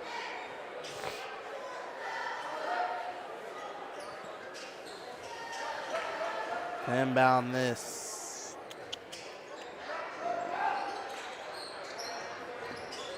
Simmons with the ball, getting this trapped. Gets it out, though, to Farr. Farr up and good through the traffic. What a play from Simmons to Farr. 5 points for Farr. Moten loses his dribble. Passes to Jackson. The King, who was open till he got picked up, but he still pulls it anyway. No good. Rebounded by Jones. Dodd will bring this one up. Dodd passes it to no one. It was intended for Simmons, I believe. Yeah, no, just another unforced error. Kind of errors you don't want to make anytime, especially when you're trailing. Yes, I agree. It'll be the Tigers with this one. Buttram pulls it from mid, but got a little shooken up there, and Moten is fouled. He makes it, but don't count it. Offensive foul. Ooh, offensive foul. Got him for the hook, they call it.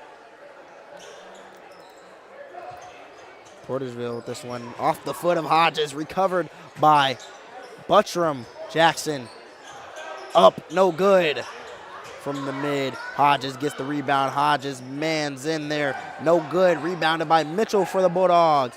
Dodd passes this one down to Farr. Farr loses it. Be a jump ball.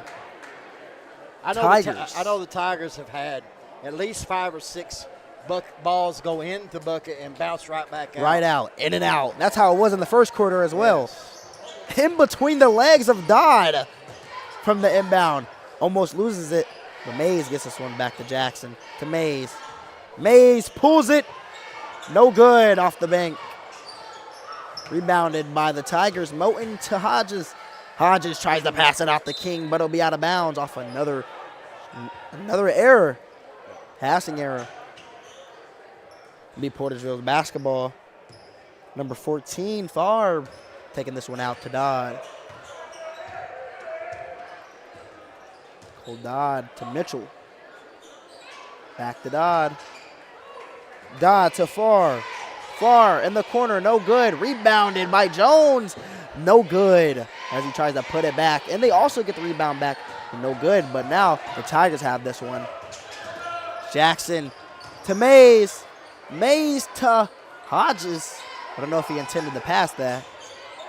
So Mitchell will have this one for the Bulldogs. Pass to Simmons. Simmons, little Euro up in, no good.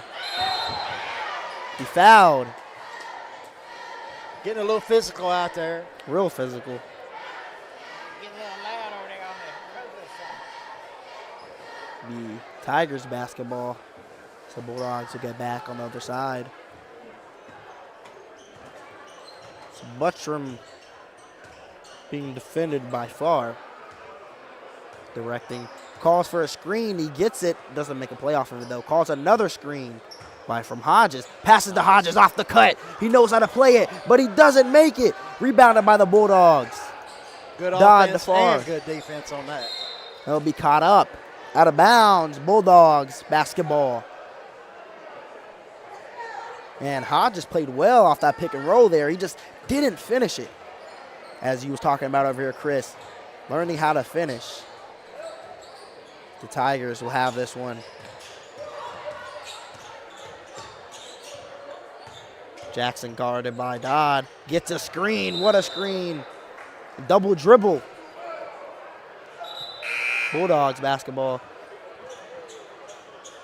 So sub come in. Number 22, Robbins in for Simmons. Dodd with this one.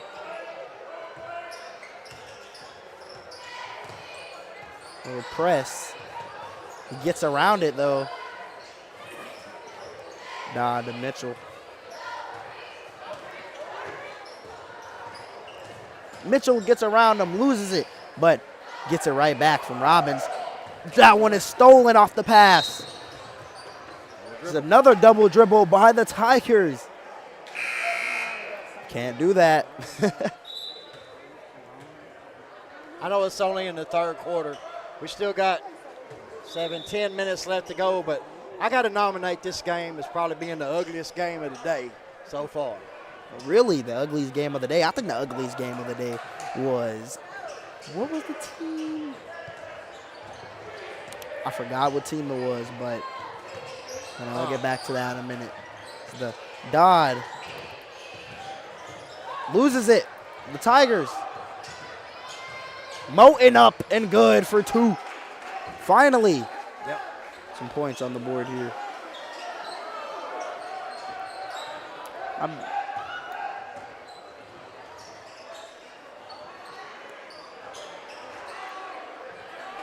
Shot up and good. Hayden Jones. And I don't remember what team it was, Chris, if you can remember. You remember the, believe he was a senior, the one who had the tattoo. Oh, Campbell game. Yes, Campbell. That was a nasty game. Yep. Hodges puts it up off the glass, no good. Gets his own rebound off the glass again, no good. Rebounded by number 22, Robbins. Robbins to Dodd. Dodd slowing it down for the Bulldogs.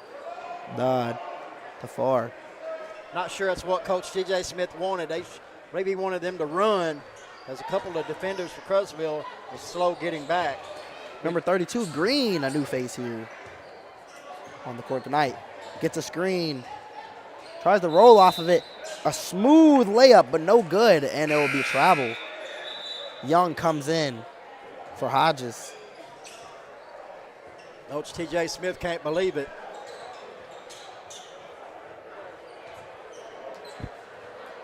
Tigers will get the possession of the basketball here after that travel. Buttram directing.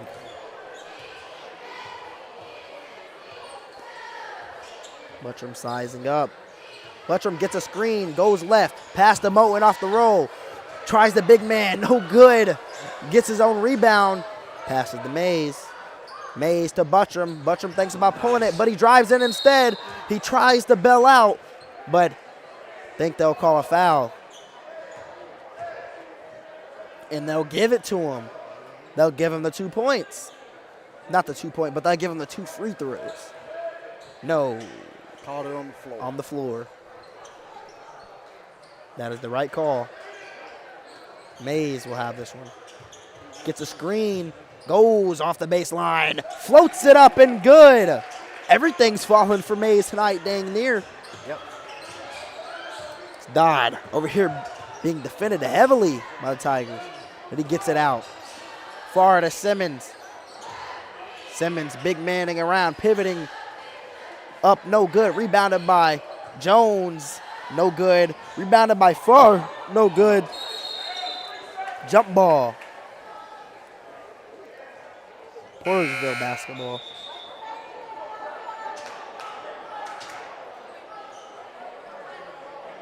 Coach Billings making a substitution.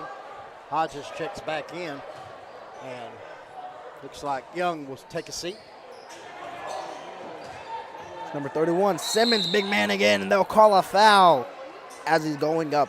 He'll go to the line for 2. Right to the stripe.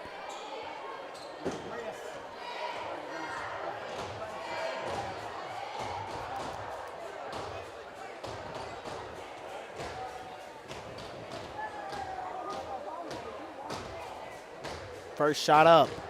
No good, right off the front of the rim. We was talking about how this quarter was going to be, and you said it probably be evenly, and it's 4-4 so far in this quarter. Evenly, yes. Second shot up. No good, off the same spot, the front of the rim. Gets his own rebound, though, loses it. But the Bulldogs get it back as this one is out to Dodd. Dodd driving in off the glass, no good. Rebounded by Jones. They will call a foul again on the floor. Portersville's basketball. On Mays. Only 2 fouls.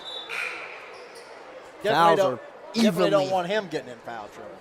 Fouls are evenly distributed between every player except Hodges.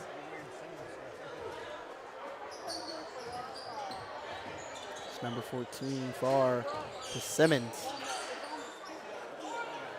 Directing. Some confusion. They call a foul. Again, another foul on King, and this is his 3rd foul.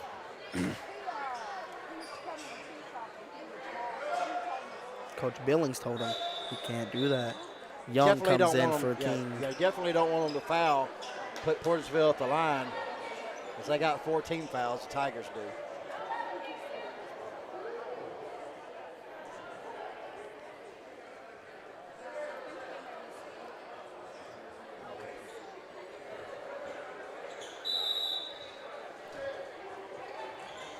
Far to inbound this one for the Bulldogs.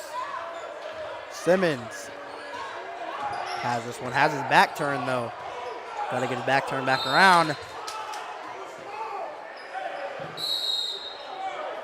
A little frustration on the court. Yeah. Little frustration. That'll happen in games like this. It's just 21-15. We're at the end of the 3rd quarter. It's been a sloppy game on both sides. These are the conference games, so these matter. Yep. These matter. I think they were wanting a foul up top as he was being heavily guarded. Didn't get it. And that probably frustration lent into, I don't know if it was a push. I didn't really see what exactly happened, but I seen he just kept trying to big body him around, trying to just turn around, and they just kept getting just twisted up on each other. Kind of like that first foul that we seen in the beginning of the game when they just got, intertwined and just went into a collision. So I think we had a personal foul on Crothersville. That's why Farr's at the line to shoot 2, because that's the 15th foul. And then I think Crothersville, after this, will go down and shoot the technicals. We'll see.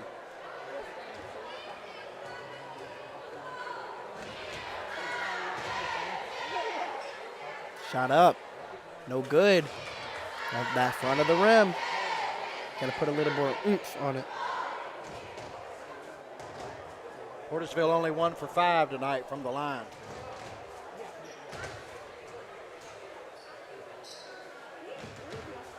Shot up. No good. Put a little bit too much oomph on it. A lane violation. It's another one.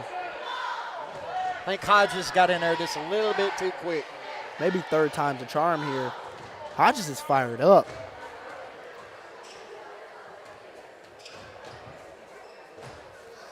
Third shot up.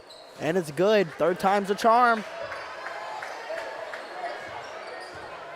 Malden will bring this one up for the Tigers. Sure, they'll hold for 1 shot. No technical fouls. Oh, okay. I thought they called a technical foul. Malden will lose this one. The Bulldogs will get this one. He throws it up before the buzzer. It's no good. Some fourth quarter action here. Throw up your fours, and we'll be back to you here on the Bootheel Sports Network after this message. Hey, if you want a truck or a real fine car, Faulkner Auto Sales can get you cruising in any style. If Faulkners don't have it, they can get it. And if they can't get it, it's not even made. Go see Dwayne and Kevin at Faulkner Auto Sales on Truman Boulevard in Caruthersville or call 573-333-3800. And remember, if Faulkner's is not on the back of your vehicle, it damn sure ought to be. You heard it from him, the one and only Mark Manley. If Faulkner's isn't on the back of your vehicle, then it dang sure ought to be. Here on the Bootheel Sports Network. What a game. 21-16, Travion. 21-16. That one was a pretty even quarter. We'll see what happens here in the all-important fourth quarter. And we seen this one a little bit early on in the regular season as Malden hit the game-winning three against the Bulldogs. Malden has been a star all year. Yes, just to reset. Looks like the Tigers had 3 timeouts, and Portageville has all 5 of theirs. The Tigers have been running into a lot of troubles that coach just hasn't liked. As the Tigers will bring this one up. Gets a screen from Mays. Bullies his way in there. Kobe fadeaway. No good. Rebounded by the Bulldogs. The Bulldogs are not slowing down. Mitchell. A push. Looked like he was finna call travel, but then he called it a push. Now, Coach Billings is not happy about that one. I've seen a travel called on that many a time. King is furious after that one. He's just got subbed back in and got subbed right back out for the same thing. Portageville will have this one. It's tipped away by Mays. Stolen. Throws it down. Malden off the glass and good.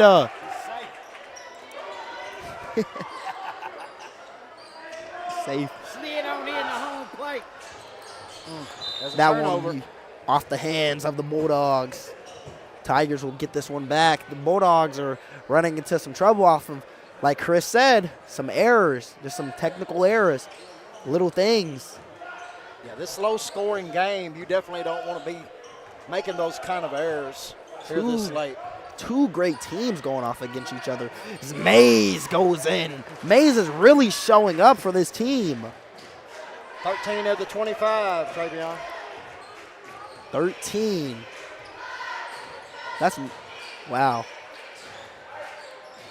That's more than half as this shot up is no good.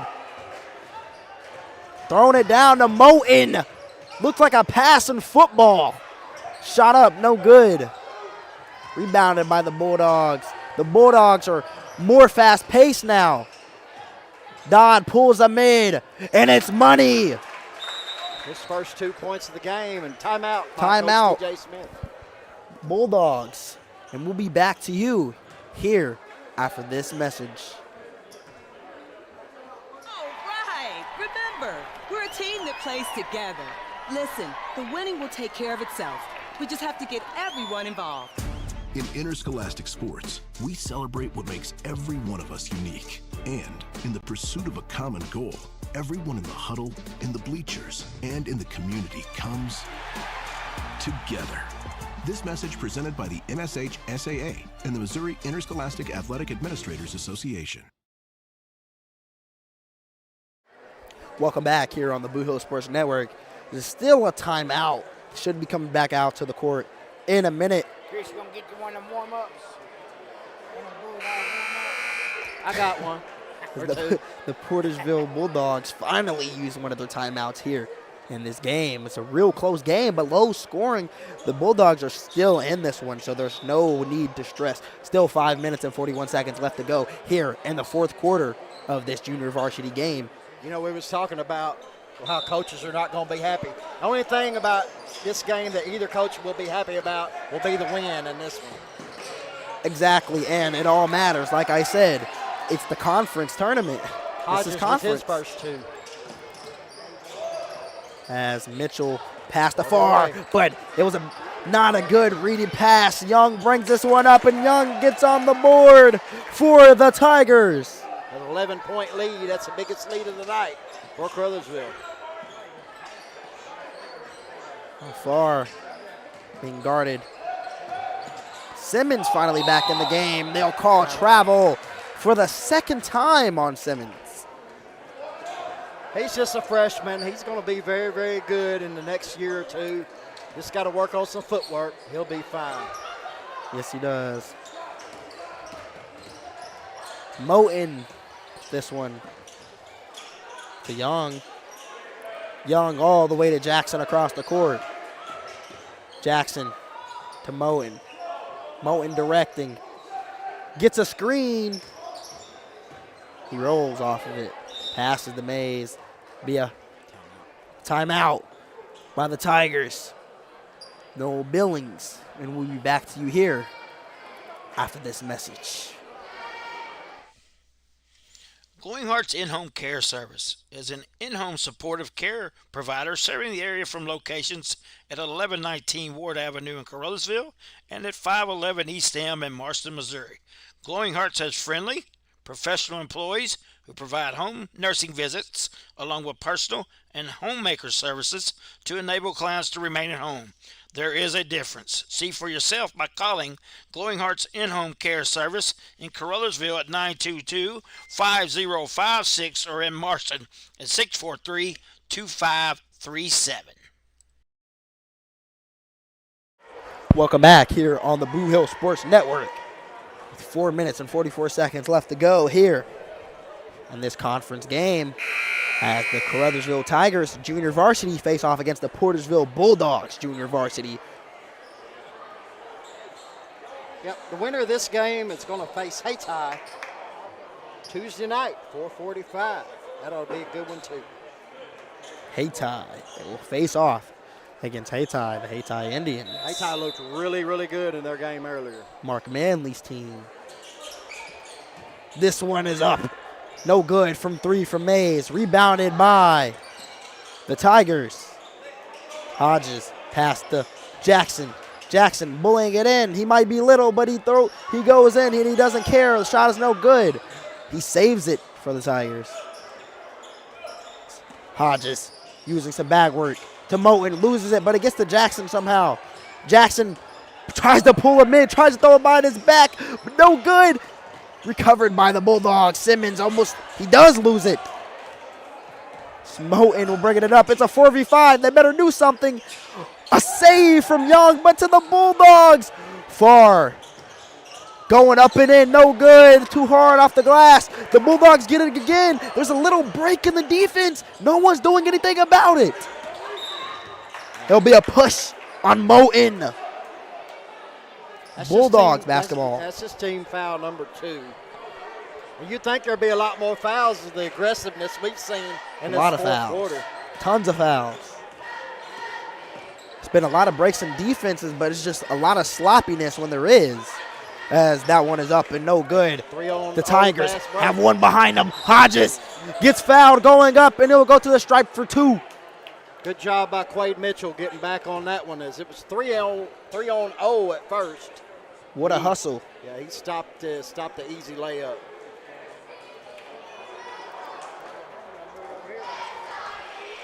Hodges. He gets a chance.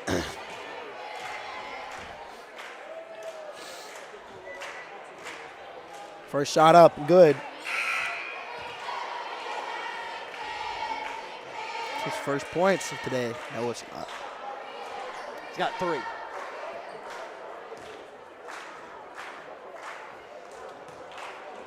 Must have missed some. Yeah, he got a bucket in the fourth quarter. Oh, okay, I missed that one then. Second one, no good. The Bulldogs will get this one, and he's fouled. Going up, he will get 2. have a feeling here on out it's probably going to be just like this. I don't Probably know. so, unless. If I'm Crothersville, I wouldn't want to foul at all, but can't give up an easy layup either. You're up 12.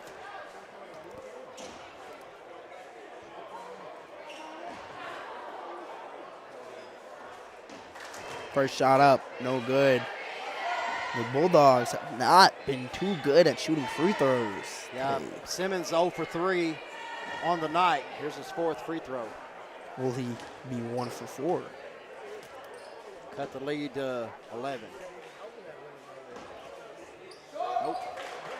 Second shot, no good. Rebounded by the Tigers. A bad pass for a turnover for the Bulldogs basketball.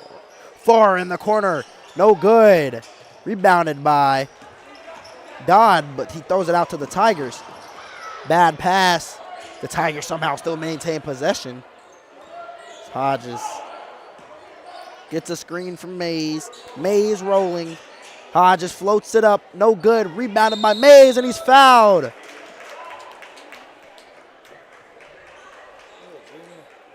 Yeah. Mays will go to the line for 2. That's 4th foul on number 4, Caden Jones for the Bulldogs. Mays has 13. The only double digits scorer of the whole game on both teams. Out of both teams. First shot up, no good. They're laughing at him over there. He's playing around with him. Mays' second shot. Nope. Yes, it was good. Little knuckler. 3 minutes to go here. Dodd bring this one up. Number 13, Mitchell. This one's stolen by Moten. Mitchell behind him. Mitchell with another chase down. It will be a foul, but he's getting back on defense, and that's all that matters. Yeah, He's preventing them to score. Easy 2. That is a hustle play for sure. Down, 13. Tigers had a run out. Wade Mitchell's done that a few times tonight. That's his pure hustle.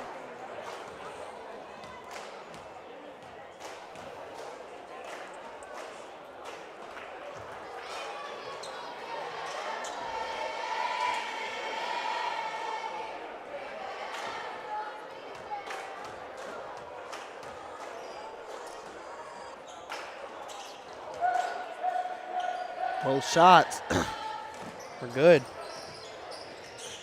This one is shot up, no good. Rebounded by Jones, up, no good. Rebounded by the Tigers. They'll bring this one down. No good.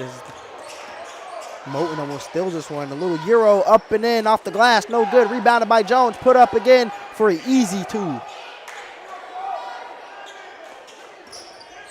Little press action here from the Bulldogs today. Hodges to Mays. They'll call timeout with Crothersville. We'll be back to you here after this message on the Bootheel Sports Network.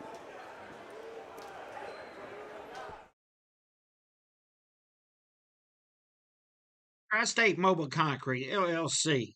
Whether you need 1 yard or 200 yards, we can deliver the concrete to you, mix it on site with one of our state-of-the-art volumetric concrete mixers. Our mixers carry the material on site and only mix what you need. You only pay for what you need. That's right, fresh concrete mixed on site. Tri-State Mobile Concrete is here to serve our customers. We're available 24/7. Normal business hours, 7 to 5, Monday through Friday, 7 to 12 on Saturdays. We know what it takes to offer great customer service that can't be beat. So give us a call at Tri-State Mobile Concrete at 573-359-8023.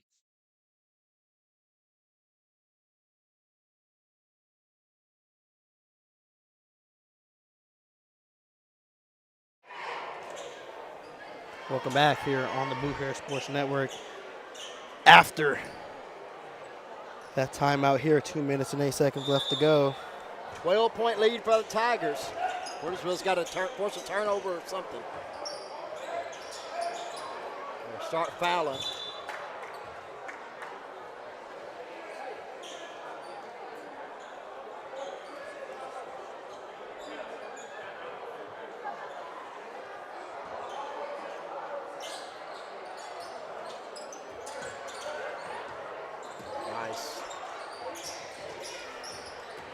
Moten to Hodges.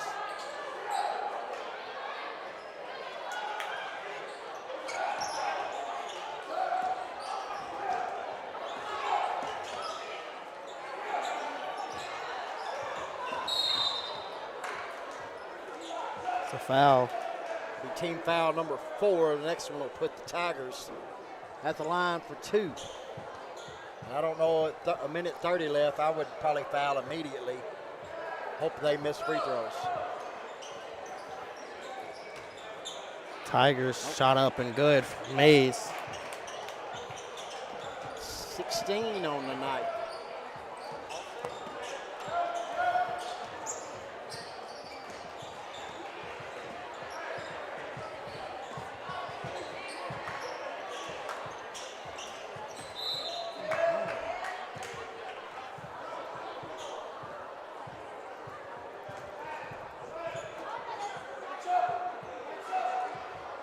Portersville basketball.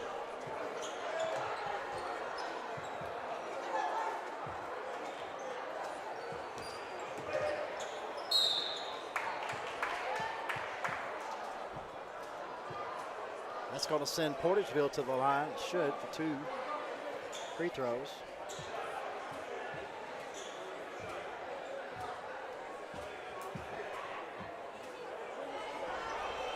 Hold on.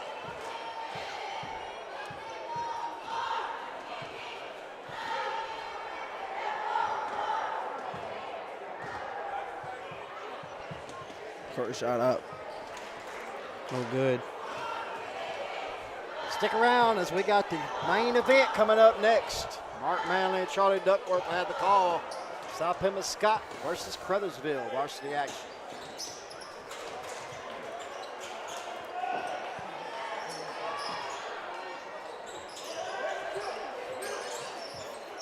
Crothersville just has to secure, and they did not there.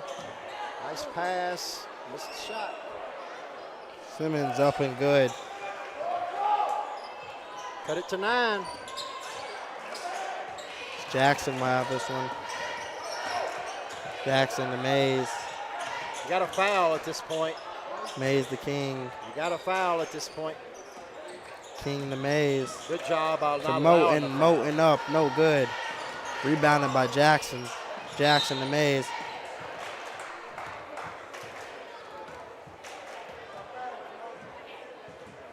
A foul. On Mitchell, his 4th. Go to the line for 2. Jackson.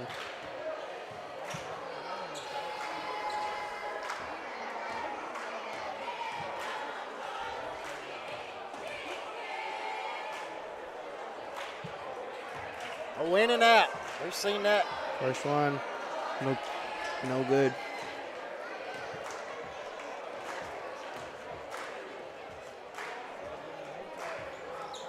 Both.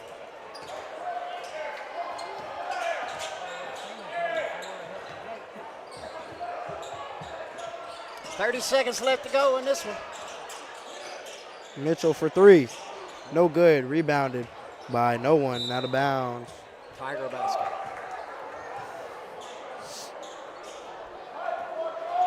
"20 seconds. If it stays like this, you can just say that Crothersville did just enough what they needed to do to win this one. It's going to be fouled. Mays will go back to the line. Looks like the Crothersville Tigers are going to move on.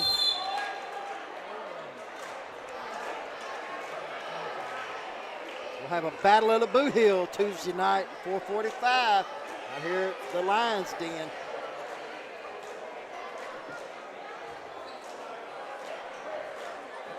I think I just seen a tech.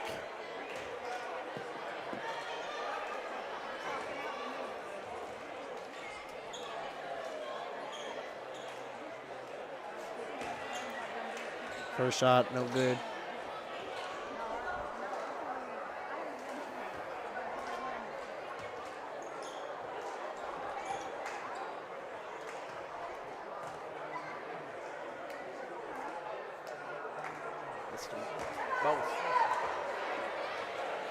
But good. But luckily, they have a 11-point lead. 15 seconds left. Everything's just a formality at this point.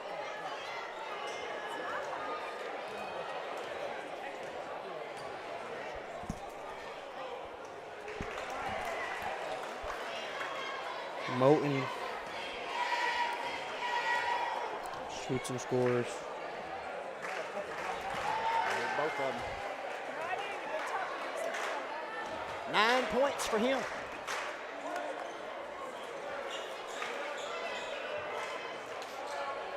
Tigers will inbound here and should just let them dribble on out the clock. But we'll see how it goes.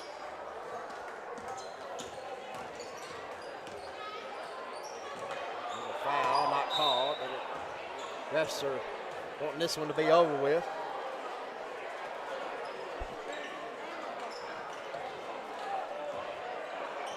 The Tigers will advance the junior varsity 36-23. And don't go anywhere.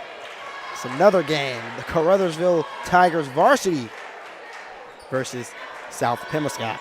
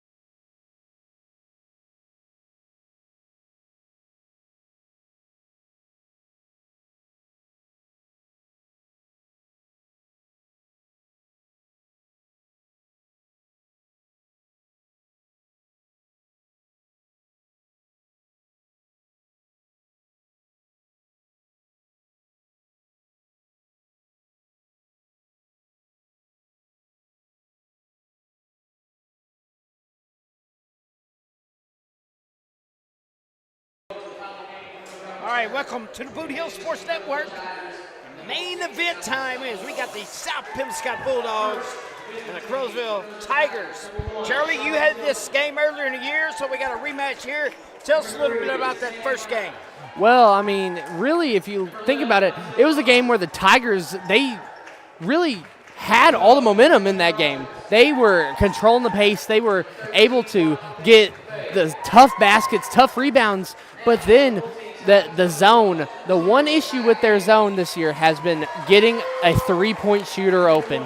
Parker Carlisle got out in the open and hit 4 threes in a row on the Tigers, and they weren't able to even recover from that momentum loss in there. At the end of it, I believe it was a 6-point deficit that they lost by, but if you just watch that second half, you'd think South Penn beat them by 20, possibly. It is one of those games where you look at midway through the season as one that the Tigers should have. It would have put them as the 4 spot in this matchup with a win against South Penn. So interesting. This is a 4 versus 5, and anytime you got these two teams seeded 4 and 5, you know this tournament is loaded. Yeah, I was just thinking in my head, this might be the best coach conference in all of Missouri. You got to think about this. You got Lamont Bell, you got Travis Day in this game. You got Steve Fowler, Don Webb. I mean, you have some legendary coaches in the area and just in the state. Aaron Bywell is an assistant. Yeah. T.J. Smith from Porterville. Kyle Moore from Signal Hornersville. You're absolutely right, Charlie. And we're off here in Zenith. Crothersville with the ball. They win the tip. That is Charmin Tillman, number 1, the sophomore for the Tigers, passed into Sammy Bryant, a early contender for Athlete of the Year on the Boot Hill Sports Network after his amazing football season. And then you see Donzel Foster also in as Sammy gets an early too. Donzel Foster in number 11. This is his first start. He just got promoted from JV officially in this game, I do believe. Yeah, I did talk to Troy Cagle before the game. He said they had a couple of sophomores that were going to move up, and Foster being one of them. Is South Pembscott Southern. Shot no good. Rebound, McVeigh of Crothersville. And here comes Quan McVeigh. He had a big game against South Penn in the first one, and that's a 2 for Donzel Foster. Now Crothersville is going to come out in a little trap, but Southern found wide open. Put the ball on the floor, and he is fouled. The foul is by Charmin Tillman. That is the grandson of Mr. Cagle that I talked to earlier. Something that can be interesting in this game is I know Crothersville practice basically every day of this break. I don't know about South Penn, though. I don't know either, Charlie, as Campbell missed the easy one, and Sammy Bryant, using that good football speed, gets the basket. Crothersville with a quick 6-0 lead here, just underway. In the quarterfinal matchup, the winner moves on to take on a very tough number 1 seed Hayti Indians. Yeah, I mean, both potential games here are fireworks. South Penn and Hayti had a duel, and then on the other side, I mean, Crothersville and Hayti, there were points in that game where it felt like a duel. In that one, Charmin gets subbed out for Amari Benson in that latest stoppage. Carlisle gets the first 2 for the Bulldogs. And now Sammy Bryant has the ball up for 2 and in. Sammy going in for the layups. That's what he needs to be doing. So he's been taking some kind of sloppy threes early this year. That's a good change of pace. There's Carlisle right on cue, Charlie. The name Parker Carlisle haunts the halls of Crothersville High School. I'll tell you what. Amari Benson with the ball. Pass to Demarion Rogers, passing to Donzel Foster. Benson back with it. Amari pass to Quan. Quan going to go left on Carlisle. Up for 2. Does not get a call right there. Here comes Robert Farmer. And they're going to count the basket, and we got a foul on Benson. So Farmer gets his first 2 of the game. He'll head to the free throw line. Try to make the 3-point play the old-fashioned way. Robert Farmer, a senior for South Pembscott, seemed like he's been playing forever. Big Bubba out there. Big Bubbier.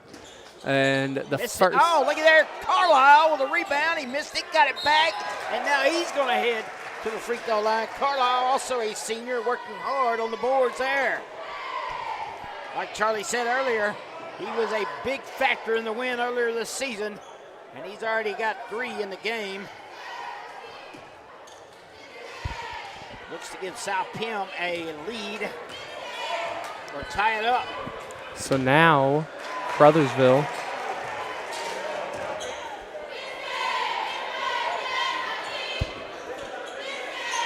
with the ball, or South Pim going to shoot another free throw here. It's 8-8.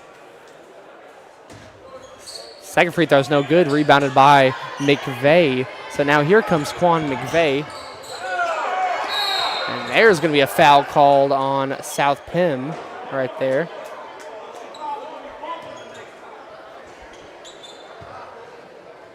So let's see what the Tigers will do here to respond.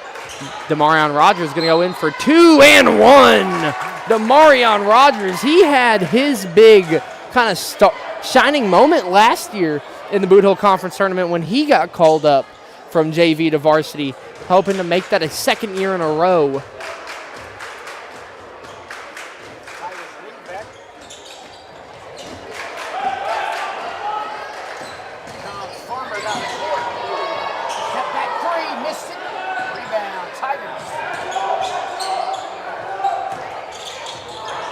Now here comes the Tigers back with the ball. See what Crothersville will do here. As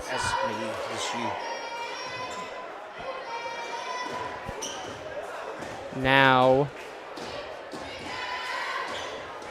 it'll be free throws.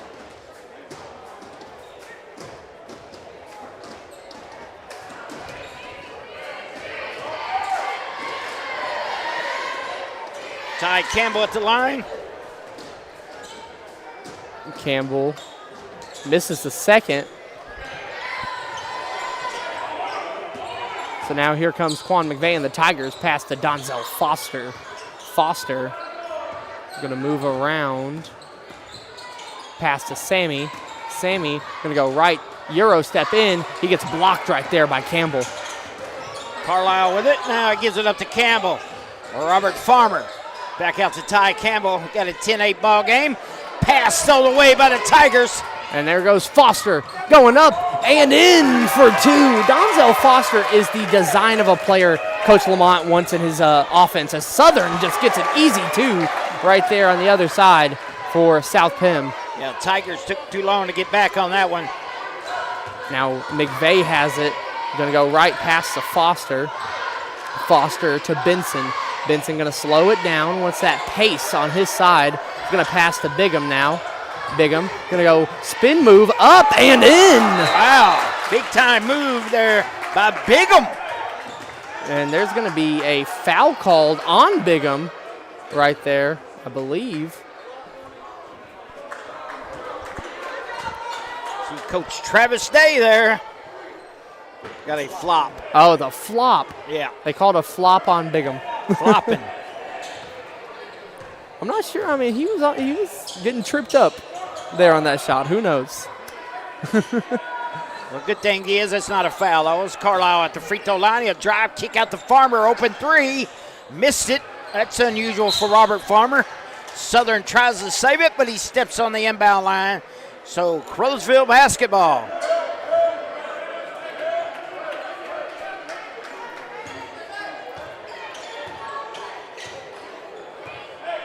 Tigers lead 14-10. Benson with the basketball. Double teamed by Mayberry and Farmer. Now Bigham high out the glass. Oh, that thing almost went in. Campbell with a quick outlet to Robert Farmer. Farmer's layup is good. Good outrun there by the Bulldogs. McVeigh for 3. No good. Rebound Rogers. Travis Day is livid. I mean, you got basketball hit him, and that's close to being a technical, and it will be. as he's out on the court, and they're going to call a technical foul on Travis Day. Ball hit him when he was out in the court. So Sammy Bryant's going to shoot the free throws, Charlie. How about that? A coach gets a tech and it's not Lamont Bell or Steve Fowler. And that's a very odd technical foul, as Travis Day was upset about the call. The ball just happened to hit him while he was out on the court. So Sammy Bryant makes him pay for it, though. 15-12 now. Second free throw is no good for Sammy, but the Tigers do get the ball. Coach Day is probably one of the best in-shape coaches out there, man. Got some guns. He's got that ref build. Yeah. You gotta stay ready to call a tech on someone. Coach Travis Day, the former Hayti Indian coach. Sammy gets blocked on the three. It was kind of a pass to Bigham right there, who gets it to McVeigh. McVeigh being guarded by Farmer. Pass to Benson. Launches one. No good. Rebounded by the Bulldogs. Ty Campbell will push it up. Got Sammy Bryant all over him. Guy gets by. Breaks to the goal. Step through. No good. Rebound McVeigh. McVeigh down to Sammy. Sammy, he's got a wide open shot. No good on that one. Farmer has it poked away, but Mayberry, Johnny on the spot, has the basketball now, and Campbell's going to reset the offense for the Bulldogs. Mayberry with it now. Benson all over him. Bryant picks him up. Robert Farmer stepped through. We got a foul on Benson, I do believe. Yep. The Tigers commit the foul. 15-12. It's a pretty good pace here, Charlie. It is. It's a lot better pace than the last one. Last game was a little bit of a sleeper. Offensive-wise, is probably the lowest scoring game of the day. Well, who knows? Who knows about Hayti and Campbell? Because Hayti had a lot, but Campbell had there's a lot of action in that game, though. Yeah. It's all one-sided, but Hayti had a lot. Campbell had not a lot. there you go. Robert Farmer's going to shoot two, I do believe. Is that right? Yep. As they are over the 5 fouls already. Yeah.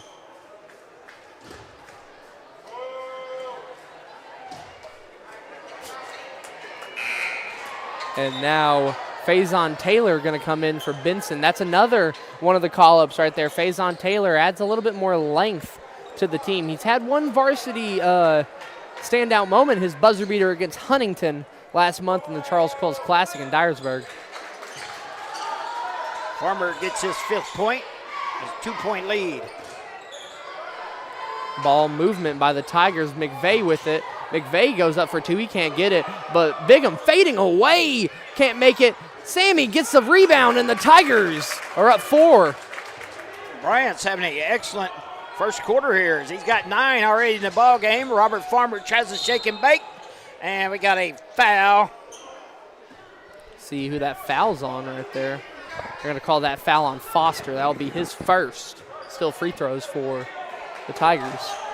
Yeah, I don't think the fouls are right over there. Farmer gets the free throw to go down. And if you're the Tigers, I mean, now you do have a little bit more added depth, but it doesn't matter. You still just can't be fouling every chance. Unless you done added about 10 guys. Yeah. Farmer got them both.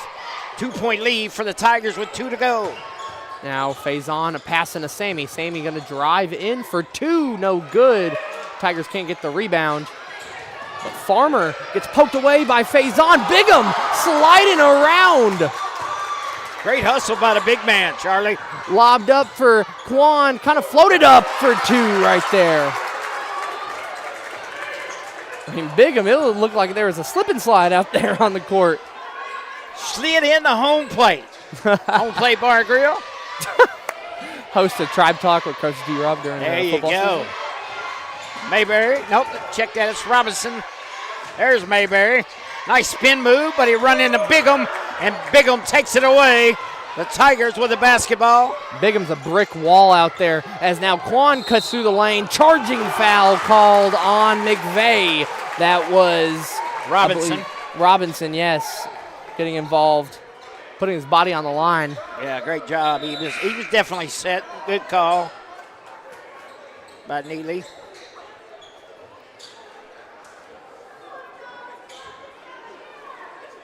So it'll be Bulldog basketball, 19-15, 1:14 now to go. A special shout out to our staff here who's been working hard all day long. We've been here since 8 a.m. Chris Wooten, Charlie Duckworth, Tina Manley, Chris Brown, Mark Manley, and Travion Carter, who has the greatest hair of the crew. He does. 3 for Carlisle. I'll gladly take away my hair crown. I'll gladly do it. As now here come the Tigers. Pass. Foster gets it. Foster going to drive in for 2. Can't get it. It's going to be a fast break for South Pim now. Woo, we got a foul, and the Roseville Tiger faithful are a little upset with that one. They are livid. Coach Lamont did about 3-4 hops right there on that one. And I hear the great voices, Tony Love, Steve Rogers, it don't matter over there. They are booing. The Boo Birds come out as Robert Farmer with another point. Yeah. They're saying he got him with a body. I know that was all ball up top, Charlie. Oh, it absolutely was. That ball got sent down into the core. Wow, that free throw rattles in for Farmer. South Penn with their first lead of the night. Now McVeigh, being guarded by Carlisle, gets poked but fouled.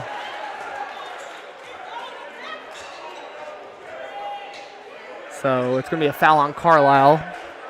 I mean, if you're Crothersville, that's the person you want to start fouling. Yeah, he's got 9 points. Faison Taylor to inbound here. Faison into Quan. Ball gets a little haywire here. Here comes Farmer up to Carlisle. And that one's good. So now Taylor passing to McVeigh. McVeigh into Taylor. Taylor pass to Bigham. Bigham to Quan. Quan gonna go up. Oh, he should have went up right there with that one. He decided to be unselfish right there and passed to Faison and went off of Faison's hand. That's something I've seen a lot of this year, Charlie, is unselfishness. Sometimes it pays to go ahead and be selfish. Carlisle with another 3, and he is feeling it, Charlie. I think he likes to play against the Tigers as he hit it right at the buzzer. And South Pembroke Scott will lead this one 25-19. So on April the 7th, 2026, Janelle Buttram would appreciate your vote for Crowsville School Board. She brings experience, integrity, and education, advocating for all students. Once again, that's April the 7th, 2026. Janelle Buttram, a true Crowsville Tiger.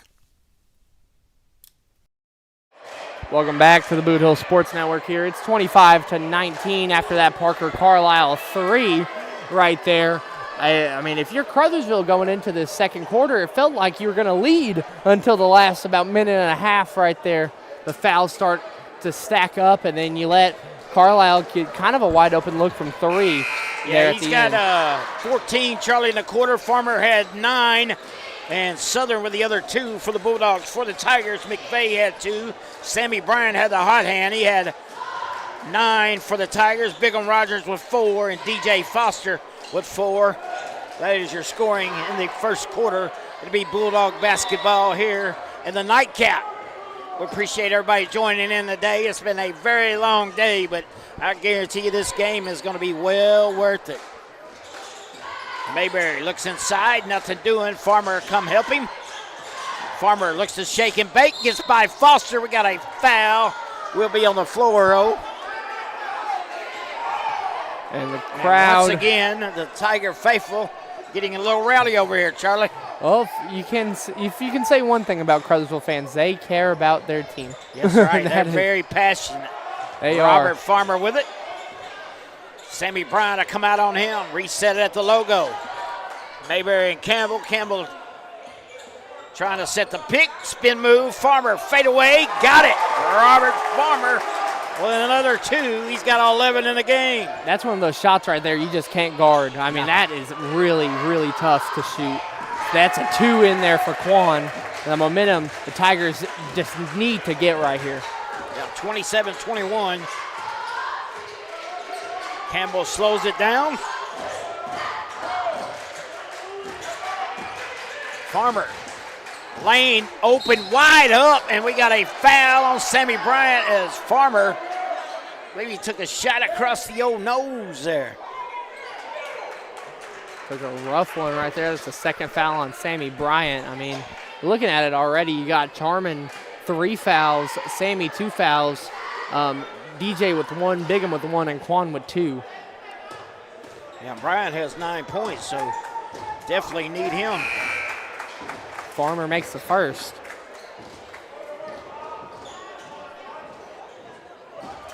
Let's give you a shout out to Matt Duckworth of Duck Hoops listening in Bartlett, Tennessee. Thank you for joining us here tonight, Matt. I'm a little jealous, so Charlie, you see you had a little meat on the grill. I saw the barbecue, man. I saw the steaks out there in the frigid temperatures. Yeah, Winter Wonderland does not stop that man. Not a lot stops him. Rebound, Campbell. Stole away, and here come the Tigers on the run. McVeigh and Bryant. Bryant takes it himself, and he got it. Sammy Bryant. That's filling it up, Charlie. That's one of those things right there where no matter what you do, you have a two-headed Hydra kind of out there. You got Sammy, who can kind of score on the inside and get more physical, get in there, dig his shoulder in, or Quan, who kind of has more of a feathery touch out there. Whoever you pass to, you kind of are lucky. As Tillman's going to get that 2 in, and the Tigers trying to get some of that early momentum from that first quarter back. Yeah, trying to swing it back here in the second, cut it to 4. Just under 6 to go.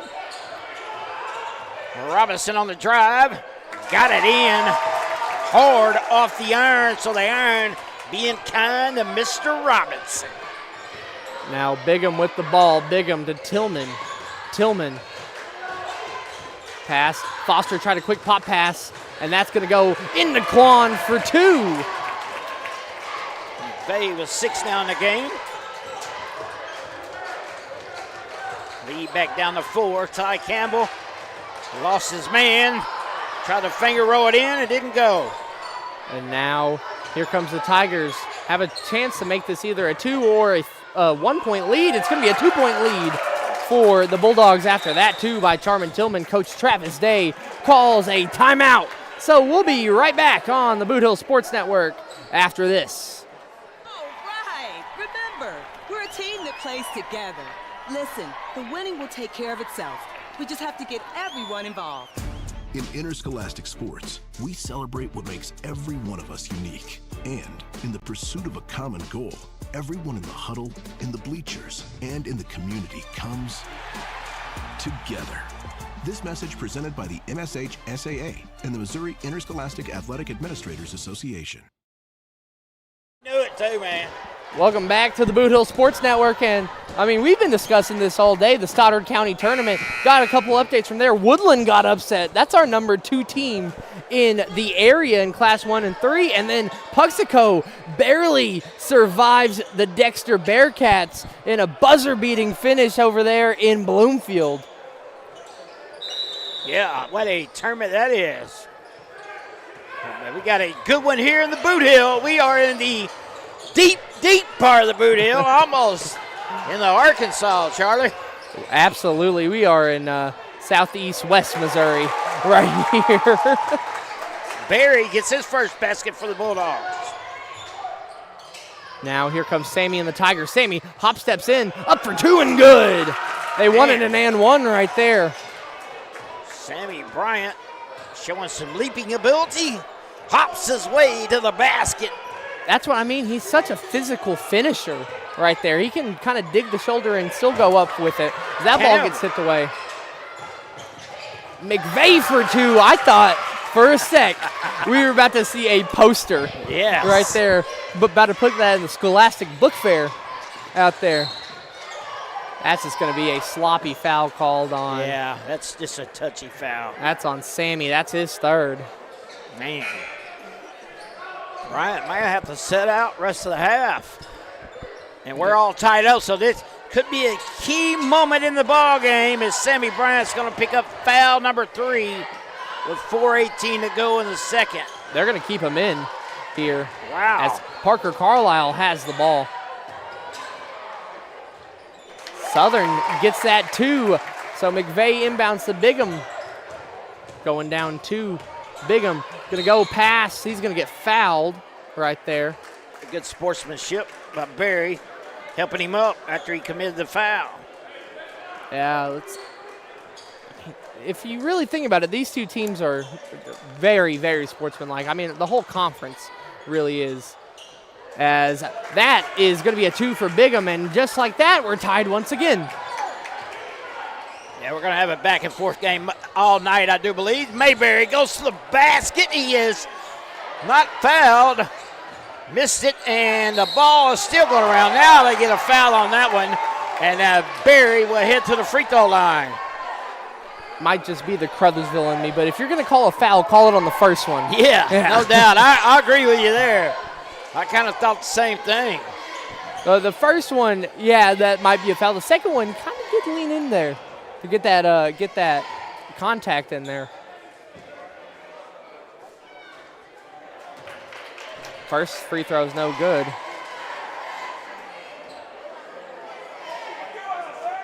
Got to think that the Crothersville crowd are thinking of a 3-word statement after those 2 missed free throws.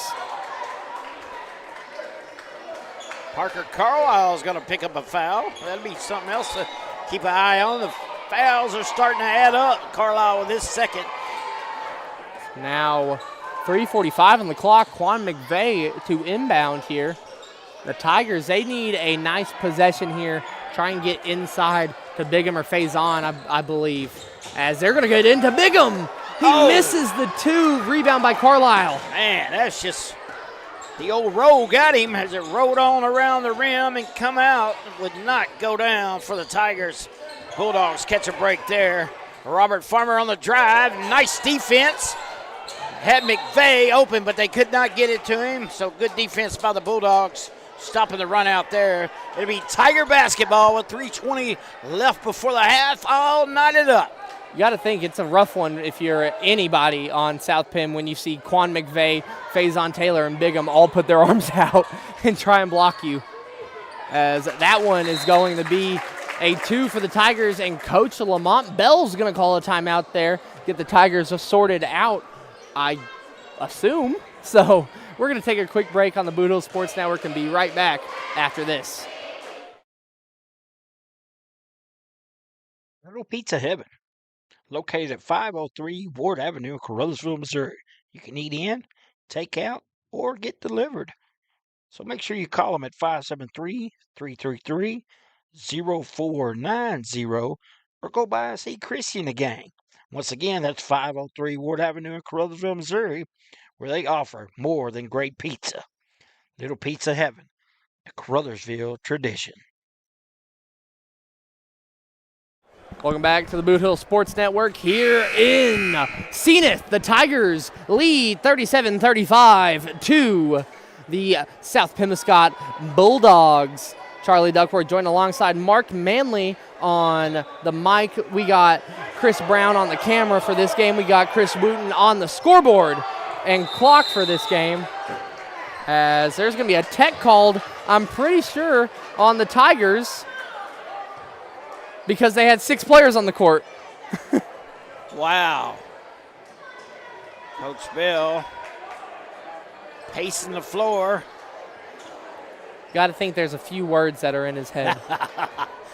I bet some words we probably cannot say, Charlie. What words or what letters do those words start with? Carlisle does miss the free throw, though. He'll get one more. So we've seen technicals on both benches. That's something we have not seen. I don't think I've seen at all since being here on the Bootheel Sports Network. No, I've seen some coaches get technicals, mainly the Fowler family out there, then Campbell and Malden. but have not seen a coach get one, or a different coach get one. Southern double teamed in there. Good defense by the Tigers, but he broke loose and got it off the glass. Southern banks one in. A good Southern bank. What did Shaka Khan say? Through the fire right there. As now here comes McVeigh going up for two and good. A tough finish right there for Quan McVeigh. Farmer Carlisle. Farmer Reddick on the right wing. Sammy Bryant on him. I don't care what defensive alignment you run. If you're the Tigers, you need to have a man on Parker Carlisle here, no matter what. And if I'm the Bulldogs, I'm taking it right at Sammy Bryant, try to get him his fourth foul. They got sit back, and Southern now with it. Good patience here by the Bulldogs, and look, Carlisle, they try to get it into him. Good hands, but Mayberry is even quicker as he got the ball back for the Dogs. Now Robert Farmer pull up from the free throw line, missed it, rebound. Tigers got a foul on the backside by Barry, the Bulldogs. Robert Farmer is one of those guys where you see him shoot a fadeaway and you kind of think that's probably going in right there. Right. I had that same thing with Chris Paul. I remember during the 2021 NBA Finals run, every time I saw Chris Paul shoot a mid-range fading away, I went, okay, yeah, he's hitting that. And Robert Farmer kind of has that same exact delivery of the shot right there. As now here comes the Tigers. Charman Tillman loses it, just kind of runs right into Southern with the ball. Campbell will push it up now, looking to move quickly. Carlisle, he'll drive. Nice pass inside to Campbell. Campbell runs into Bigham. Once again, Charlie, that big brick wall. Lost the basketball. Turnover by the Bulldogs. I mean, Bigham, he is playing with a chip on his shoulder tonight. Had a lot of stuff happen in the past 48 hours with him. Just going to pray for his family. And, I mean, he's playing tonight with a lot of heart out here. As that's going to be a big three for Sammy Bryant. 42-38 our score. Sammy Bryant is putting on a show here in the first half, was 16. Good hands by the Tigers. McVeigh takes it away. Here comes the Tigers. Now here comes Quan down the court. They're going to call another charge on Quan. Farmer was sitting there waiting patiently. McVeigh's third of the game. Wow, that's another key moment here with 1:03 to go before the half. So now it feels like you can't have Sammy or Quan in the paint because there's been a lot of fouls called in the paint tonight. Yeah, there's been a lot of fouls on both teams. Mainly Caruthersville. I'm going to say they lead in the foul column for sure, Charlie. Yeah. And the faithful over to our left will tell you about it. I mean, oh, yeah. Right on cue. I think that's Tony Love out there. And now here comes the Tigers down the other way. That's Bigham right there. He's got 8 points tonight. He's going to pass to Quan. Going to kind of try and get the last shot, it seems, unless Sammy says no. I'm going to go up, and Charman Tillman cleans the plate up. He's got 6. Good save by Campbell. Robert Farmer with a spin move. Going to get Bigham with a block. That's going to be the third foul on Bigham, too. And Coach Bill highly disagrees, to say it lightly. Robert Farmer will shoot 2. Both Bigham and Lamont, or Coach Mont, need to kind of calm down because, I mean, that ref down there has his whistle in his mouth. He's ready for a chance to blow the whistle. Normally when you see that ref go in or the whistle go in a ref's mouth that quickly after a foul, they're waiting to blow the whistle for a tech. Farmer's missed a couple of free throws, very unusual for Robert Farmer. He misses another. So now the Tigers have it. Sammy Bryant launches a 3. No good on that one. And now Bigham from half court. It hits the light. The light is reverberating. Trying to put us in the dark here. 44-38. here at halftime. The Tigers lead the Bulldogs. We'll be back in a few minutes here on the Bootheel Sports Network.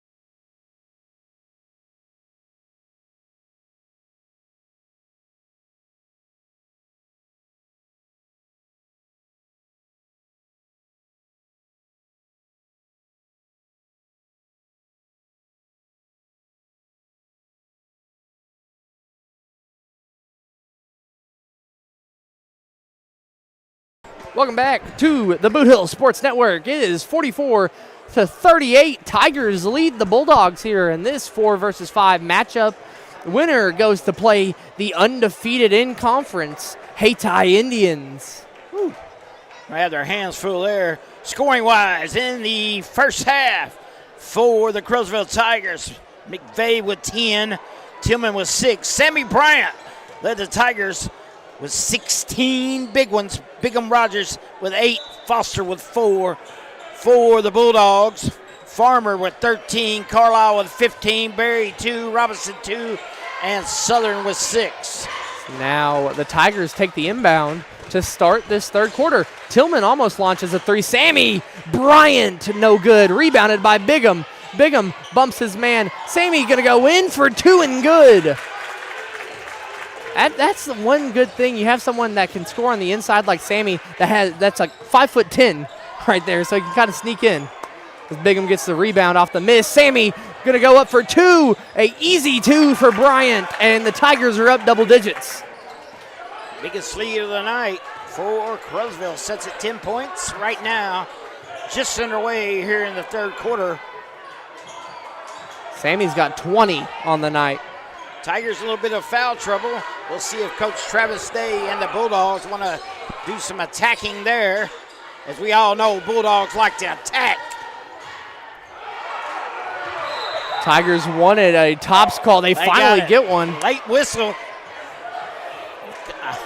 It come from the far side, not underneath, too. If I say what I want to say, I'll get banned from MSHSAA Sports. We'll be nice on the air. Yeah, I'll get banned from MSHSAA Sports here. So now here comes the Tigers. Tillman launches one, almost hits a cheerleader. She's doing the old Macaulay Culkin face. The old wow. Kaya almost got hit. That one would have hurt. That'd been like the old red dodgeball we used to have when I was little. The worst pain. Yes. It inflicted a lot of pain on a lot of people. Y'all ain't never played dodgeball with a volleyball, though. As now here comes Tillman, up for doing good. 50-38 our score. Man, Tigers come out second half here. Bulldogs have yet to score. Oh, Mayberry had the lane wide open, and then he decides to pass. Good hands by the Tigers, and now Carlisle wide open for 3. Got it. That is a break for the Bulldogs, Charlie. You can tell Bigham right there. He knew that he was just off the assignment right there. Carlisle, he started smiling when he saw Carlisle shoot that, as that's going to be a and 1 for Quan McVeigh. On the old spinneroonie. Can you dig it? Sucker. Feels like it's been a Royal Rumble tonight with the amount of teams that it's appeared at random times. Whew. The 1 of 1 for McVeigh. No good. So here comes South Penn. Ty Campbell, he's been a little quiet. Charlie, he has 0 points. And, I mean, he has 0 fouls, too, so he really just not been much of a factor in this game. There he is. Tries to bounce one inside. What a behind the pass. I had Sammy Bryant with a steal. Sammy playing very aggressively no matter what. As that ball gets intercepted by Donzel Foster. He had a few of those in football this season. Timeout called by the Tigers. Coach Bell jumped out to the L in the Lions word mark out there to call a timeout. So with that, we'll take a quick break and be right back on the Bootheel Sports Network. Danny Glass Farms, where it's always a cotton-picking good time. Part of the Pembroke County farming community for over 35 years. Danny would like to wish all area teams a best of luck in the 2025-26 season. And may your road end in Columbia, Missouri. Now, let's go shoot some hoops in the boot. I'll see you at the games. Danny Glass Farms, a proud sponsor of the Bootheel Sports Network. Welcome back to the Bootheel Sports Network. It's Tiger basketball here in Zenith. 54-41 our score, 5:27 to go in the quarter. Coach Bell, the second he saw Donzel get possession of that ball, jumped out yelling for timeout. Trover out there reffing, saw it, gave the timeout. The Tigers have it. McVeigh with the ball, pass it to Sammy, launches one, no good, rebounded by Bigham. But no, it will go out of bounds and it will be Tiger basketball, or Bulldog basketball. Tell you, Charlie, we were talking a little bit on the break there. This is the best I've seen the Crowsville Tigers look all year, and what a good time of year to do it. You look your best in the conference tournament and district tournaments, and the Tigers are doing just that as Robinson gets it in for the Bulldogs. I mean, we talked about it last year, how the Tigers really changed all their momentum going into tournament time, as that shot's going to be good for Foster, but it'll be on the ground.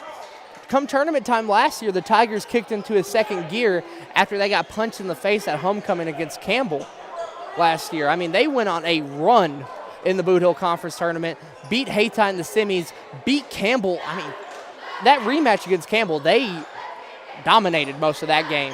And coming into this one, it felt like all the cards were stacked against them coming in here. And the Tigers have just been able to withstand all the pressure so far. Yeah, and you talk about that game last year between Hayti and Crowsville. That was a very physical game and probably took a lot out of them, but they came back and just put it to Campbell. That's Mayberry on the run out, and somehow he got the shot to go in. That was one of the ugliest unconventional layups I've ever seen.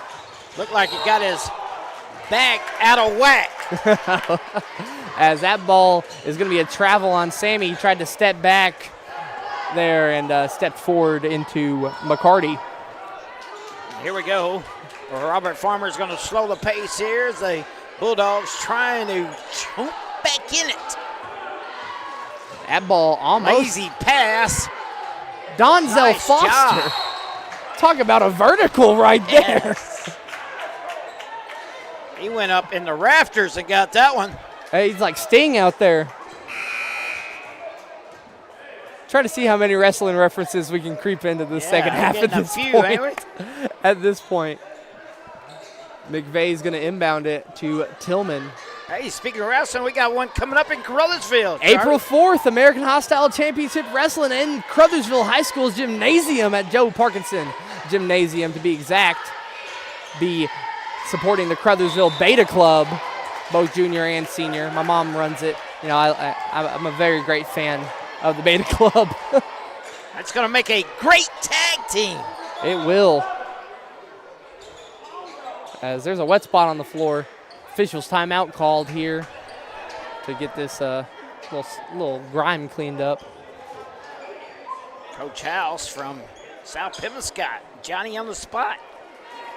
I do want to say, the last time I was in Zenith, they had very wet floors. There was a lot of mopping happening in that game, as a timeout gets called by Coach Travis Day. So we'll take a timeout and be right back on the Bootheel Sports Network. Has your home renovation project got you down in the dumps with nowhere to put the junk? Well, give Tri-State Roll-Off Dumpsters a call at 573-359-8023. Locally owned and operated by Brad Jones and Tyler Brooks. Tri-State Roll-Off Dumpster LLC offers 20, 30, and 40-yard dumpsters, 7 to 30-day rentals, and long-term commercial contracts, serving Southeast Missouri, Northeast Arkansas, and West Tennessee. Once again, that's Tri-State Roll-Off Dumpsters at 573-359-8023. Welcome back to the Bootheel Sports Network. Charlie Duckworth and Mark Manley on the call for this main event of the evening. And it really has not been a no-holds-barred main event here Not because yet. a lot of holds Still have been barred. a lot of time left in this one. This is Robert Farmer. Got the Bulldogs down by 9. Tigers going back to that zone defense. Mayberry tries to force one in. Foster comes away with it. Good tip by Campbell, and he is wrestled to the ground. Now Carlisle for 3. No good on that one. Boy, that was South Pimmiscott fans were ready to get on their feet. Robinson with the steal and the basket. And now here comes Charmin Tillman and the Tigers.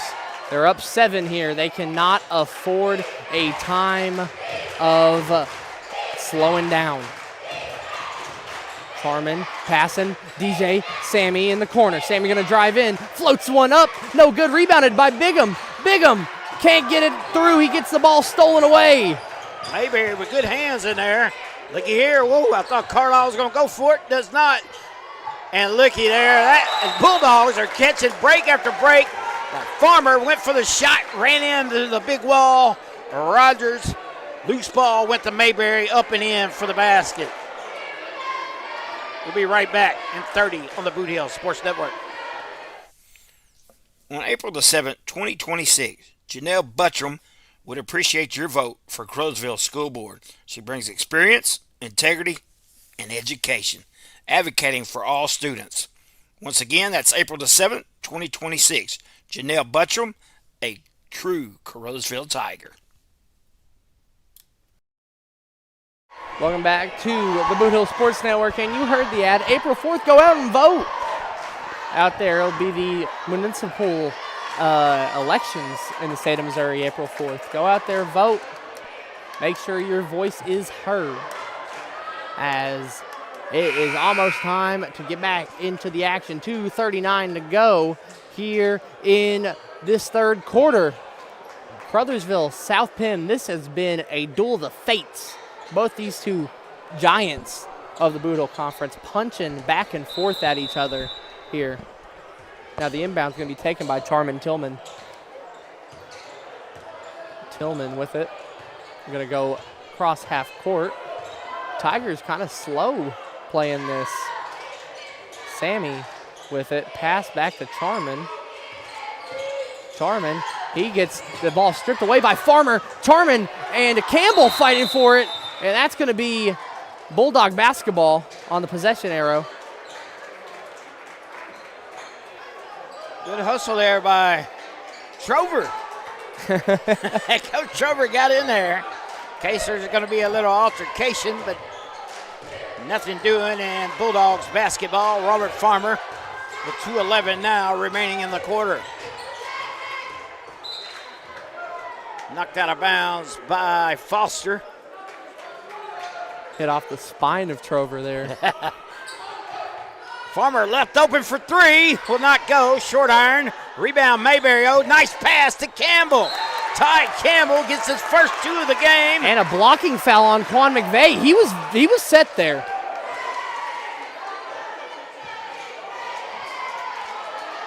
I'm not sure the call there. Maybe too deep. I don't know. That one could have went without happening. Right. It was definitely after the basket.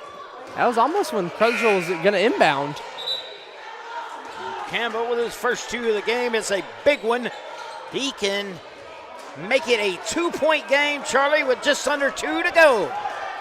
And the Tigers bring in Faison Taylor, trying to add just a little bit more length to the team as a whole here with that decision. And you lose a little bit with Quan, but you gain some back with Faison. Now Tillman off the rebound, pass into Faison. Ball gets tipped, still Tiger basketball. It is past 9 p.m. here in Zenith. It has been officially 12 hours since the first game tipped off. 13 hours for us, so. I did not expect to be here at 9 p.m. Yeah, we got behind here. Flat out say that. As now Faison goes for it. Ball gets tipped. They're going to say it is Bulldog basketball. 3-point lead for the Tigers. Minute and a half to go here. That's a costly turnover. It went through Taylor's legs. Bulldogs looking to push it up quick. Now Robert Farmer with it. He'll back it out as Foster come out on him. Tigers set back in a little zone. 2-3 zone. Campbell trying to flash the middle. Farmer's pass broken up nicely by Foster. Here comes the Tigers on the run out. Sammy Bryant missed the layup. And Foster with the rebound. We got a foul. I think that's a goaltend right there called for basket interference. I'm not. A goaltend called there off that, I believe, because of the block, or not the block, but the hit of the backboard. So right Sammy there. Bryant gets the basket. The easiest way to get a basket, if you really think about it, you don't have That's to score. Farmer with it. Robert Farmer, nothing doing. Now he's going to have to back it out. They left Carlisle alone. That is a no three for Carlisle. I was about to say the Tigers have really been able to stifle Carlisle in this second half, but joke's on my head, I guess. He had 15 at halftime. He's added 6 to that. I got egg on my face right now. That's what I feel like. Sammy gonna drive up and in for 2. Nickel and dime right there as that's tipped by Faison, stays in bounds. Charmin Tillman going in. Pass to Sammy, up for 2 and good. And Crothersville's on their feet here in Zenith. Lead back to 6 all of a sudden. Campbell Ty for 2. Campbell. No good. Charmin loses his dribble but regains it. He's going to float one up and good. It's under 6 seconds to go. The Tigers steal it. Sammy for 2. No good. Carlisle launches one. If he would have made that, I would have said something. A great run to end the quarter for the Tigers. They're going to go in fourth quarter with some momentum. They lead this one 62-54. Do not go anywhere. We'll be back with fourth quarter action. Tonight's game is not only a competitive contest between these two schools, but it's also an educational experience for the students involved. Because high school activities are about learning life values, your friends at this local radio station and the Missouri State High School Activities Association remind everyone to do their part in keeping our hometown sports a positive experience for everyone. When you attend your next game, do your part to help rekindle the spirit of citizenship by showing good sportsmanship. You'll be teaching a positive lesson, and you'll be preserving a proud tradition in the state of Missouri. Welcome back to the Bootheel Sports Network. 8 minutes separate either the Bulldogs or the Tigers from facing off against the Tribe on Tuesday here in Zenith. That would give us a battle of the Bootheel in the JV and Varsity Bootheel Conference Tournament. Battle of the Bootheel Deuce right there. We got to go in the history books and see how many times it's happened in a season where you've had essentially 4 Battle of the Bootheel games in boys basketball. I'm sure a lot. Possibly. As now Foster gets the inbound, the clock starts for the Tigers. Spotlight on Sammy Bryant, 28 points. Bigham pass to Tillman for 3. No good. Rebounded by the Bulldogs. Nice hands. Faison Taylor, he had 6 blocks in the aforementioned Battle of the Bootheel in the JV version, as that's a spin move. Demarion Rogers. The old scoop.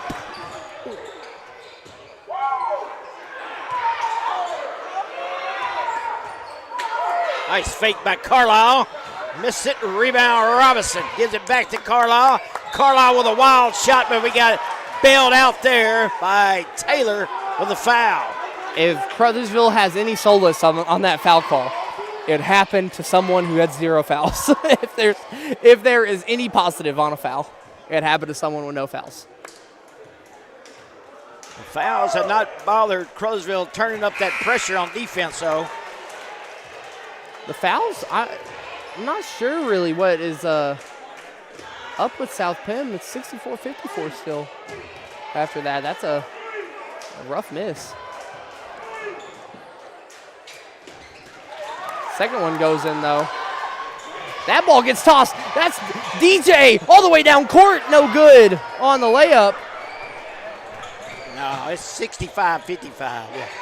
And now that ball moving around, up for 2 and good, Parker Carlisle. We are within 10 points now. It is a 7-point lead for, that's a walk right there. It's a 7-point lead for the Tigers. You're right. Now, the scoreboard is wrong. They got 65 65-58, and it should be 64-57.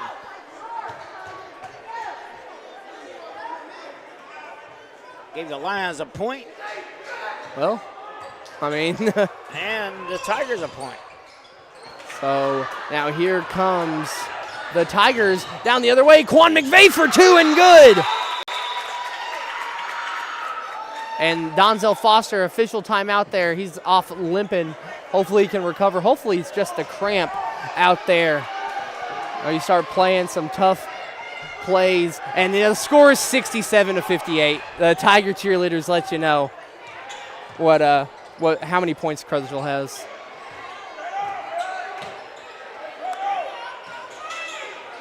Carlisle for 3. Short iron, rebound, Tigers. And the Tigers are lucky right there that didn't bite them in the rear. As now Bigham hop steps around, tips the ball into Carlisle's hands. And Farmer runs into his bench. Yeah, he couldn't save it. Good hustle, though. Quan McVeigh back in the game for the Tigers as well.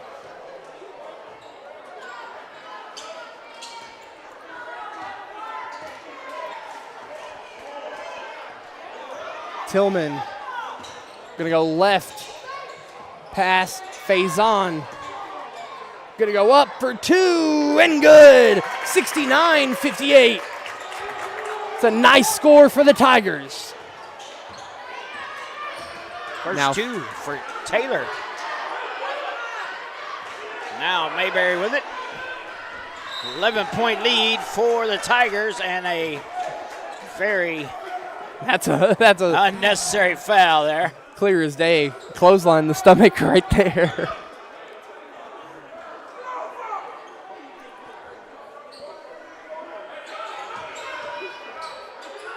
Carlisle, nice hands by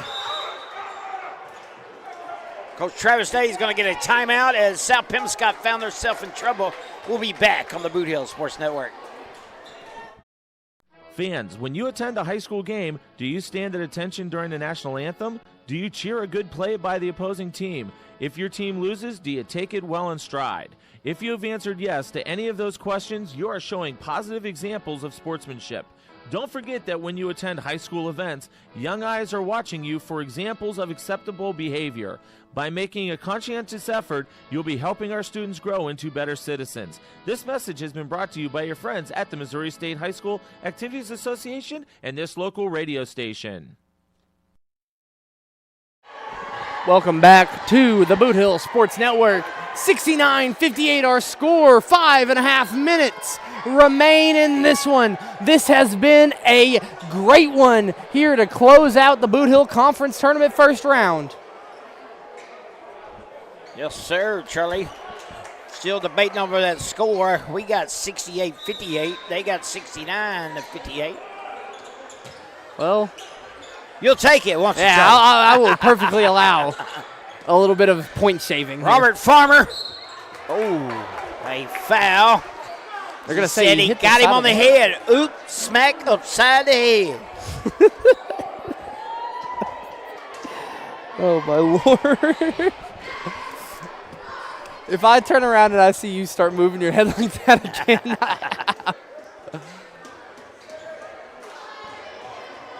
Robert Farmer. Farmer has got 13 in the game. He has not scored in the second half, Charlie. He has not. This is the perfect chance for him to score here because he's got 2 free throws. He does score his first points of the half.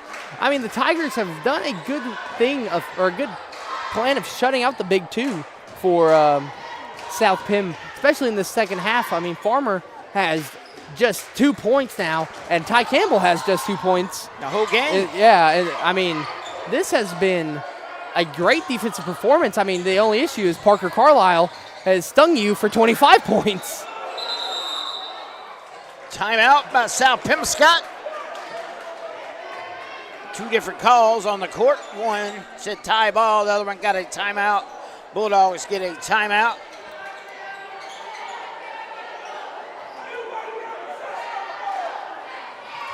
Coach Billings pleading his case. We'll see what it does. Oh, Coach Billings tried. That's all I can say. Coach Billings, there was an attempt right there. But we'll be right back on the Bootheel Sports Network after this. Hey, are you doing a jailhouse rock and would much rather be having a house party? You can call Moss Bell Bonds at 573-359-4935 or 573-333-2916. They're available 24 hours a day. Also having a payment plan and credit cards accepted. You can make bail 1 minute from jail. Freedom loss, call Moss.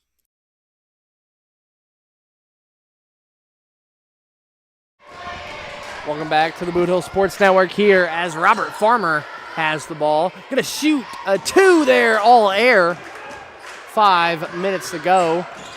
Bigham looked at Charman, said, okay, let's slow down the pace. We control this game now as Charman shoots a 3 from Jupiter. That's a big one right there. That is a big one. Extends the lead. Campbell trying to answer. Will not. Short iron. Robert Farmer, nice rebound. Back up. Rattles out. Rebound, McVeigh. He's got a wide open Sammy Bryant down there, but he's going to take it to the hole. Draws the foul. So McVeigh to shoot 2.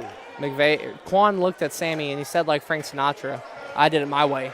Right there. My way. He'll go in for a 2, get fouled, shoot these 2 free throws here. McVeigh with 14 in the game. First one is good. I mean, think about the morale boost for Crothersville if they come into here, beat South Penn, and then they got to keep all this emotion kind of built in for Tuesday. Obviously not foul-wise, but this kind of like fire in their soul for Tuesday because it's their toughest task of the season. Yeah, you know they're going to want some revenge from earlier on the year too, Charlie. Yeah. And that's going to be a foul on Bigham right there. And Bigham just not happy with that call right there. That's going to be his 4th. Good hustle play, he had 3 early, and there he's still hanging around the ball game with 4:33 left as he picks up foul number 4. So he's just going to have to be very lenient with what he decides to do with 4:33 down the stretch. Let the crowd get emotional for you That's at this rate. Nice steal by Sammy Bryant. Sammy going to slow it down, pass to Charman. Charman. And Coach Bell's he's putting his hand up to his neck telling you nada, unless you get a good shot. As that's a good shot right there for Faison Taylor. 74-60 or 76-60 our score. Well, you got to give the great assist to McVeigh, the wraparound pass. Absolutely right there. That's a 2 for Carlisle. 76-62 our lead for the Tigers now. Carlisle now with 27 in the game. Sammy Bryant with 29. I mean, this has been a duel of not the first option really on either team. Carlisle for sure not the first option. That's a charge called on Sammy right there. The 3rd one of the game on the Tigers. That's going to be Sammy's 4th.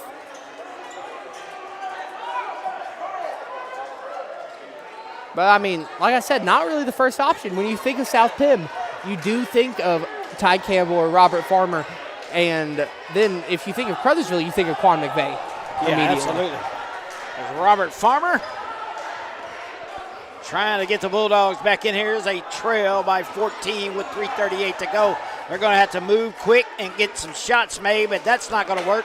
Ty Campbell with a miss. 3:30 on the clock. Here comes Tillman down the court. Ball gets stripped away. No, it doesn't. And that's going to be a foul called. Faison Taylor will go to the stripe. He wanted me to call him Slender Man for the past few days, or the past few weeks. So there we go. Slender Man has some silver and black sneakers on. Yeah, I think those are the. Is it the future? I think those are the Jordan 7s. Not on my shoe guy. I gotta ask Amari. Benson Tuesday because he's my shoe guy right there. He tells me everything I need to know about shoes. You can see a lot of colorful shoes out there. There has been a lot. I mean, all day there's been a lot of colorful shoes. As that two is good for the Tigers. They're up 16 now. And it's starting to look like threat level midnight for South Pim as Southern takes it up, just passes it to Campbell. Got away with a walk. Crothersville, they've had a good thing of keeping a man on Carlisle for most of this game, at least. It has not mattered at points, right? That's but right. It has been good to see a body on him at least. Speak of the devil. And here comes Carlisle. Dribbles around. Woo. McVeigh was thinking about stealing, but he couldn't get there. Campbell has just had a rough night for the Bulldogs. And now Sammy up for two. No good on that layup. Under 3 minutes to go. Robert Farmer with the basketball. Mayberry for a long three. Off the side of the iron. Very lackadaisical three-point shot right there. Feels like South Pim can kind of tell the writing is starting to get on that wall right there.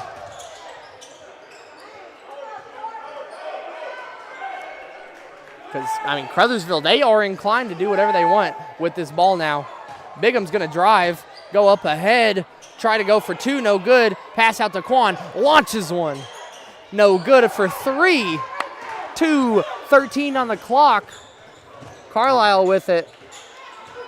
Carlisle's going to dribble around. He got Southern out there on the wing, but he takes it to the rack, missed it. Now Southern with a long rebound, back up and in for Southern and the Bulldogs. Oh, now if you're Crothersville, as that ball, Newberry, Mayberry, not Newberry. I don't even know where Newberry came Mayberry for Newberry. I don't even know, man, because he just stole that ball, hit it off of Bigham's back. If you're Crothersville, what you need to do now is just not turn the ball over. Oh, yeah, not turn the ball over. Also, I can tell you, as that three's good for Campbell, I can tell you that Faison's shoes are Anthony Edwards' shoes. As that ball going everywhere, Crothersville has to get it across half court. They don't have to score here, but they still do. 80-67 the score now.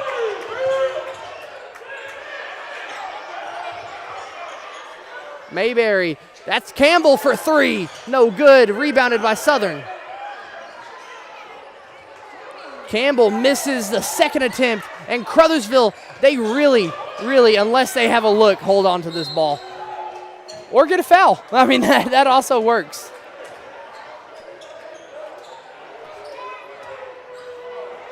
Foster headed to the line. He's got 4 points on the night.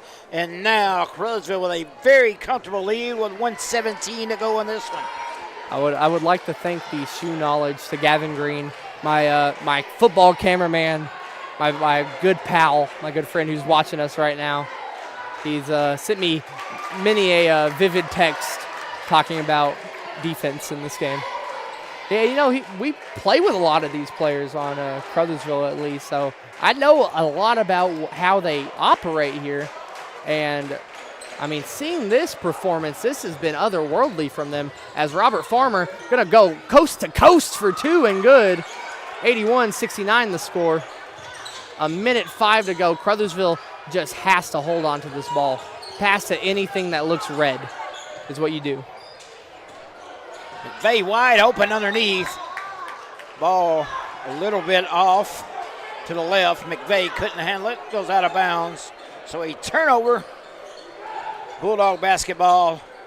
And under a minute as the crowd starts to shuffle out here. What's that song say? Closing time. Nice. High arcing shot off the glass by Mayberry. And now this is really time where you cannot afford a bad bounce pass or a bad pass in any way if you're Crothersville. There you have a 10-point lead. Just throw the ball around. Act like it is a practice where it's all just passing. There's going to be a foul called right there. 28 seconds on the clock. I think that it's fair enough to say, as that's going to be the fifth foul on Mayberry right there. It's going to fell out with 6 points on the night. Can say if you're a Crothersville fan, you have punched a ticket to Tuesday night. Yeah, Charlie, before we get out of here, we'll go over the brackets And don't forget, tomorrow night we'll have Shooting Hoops in the Boot podcast.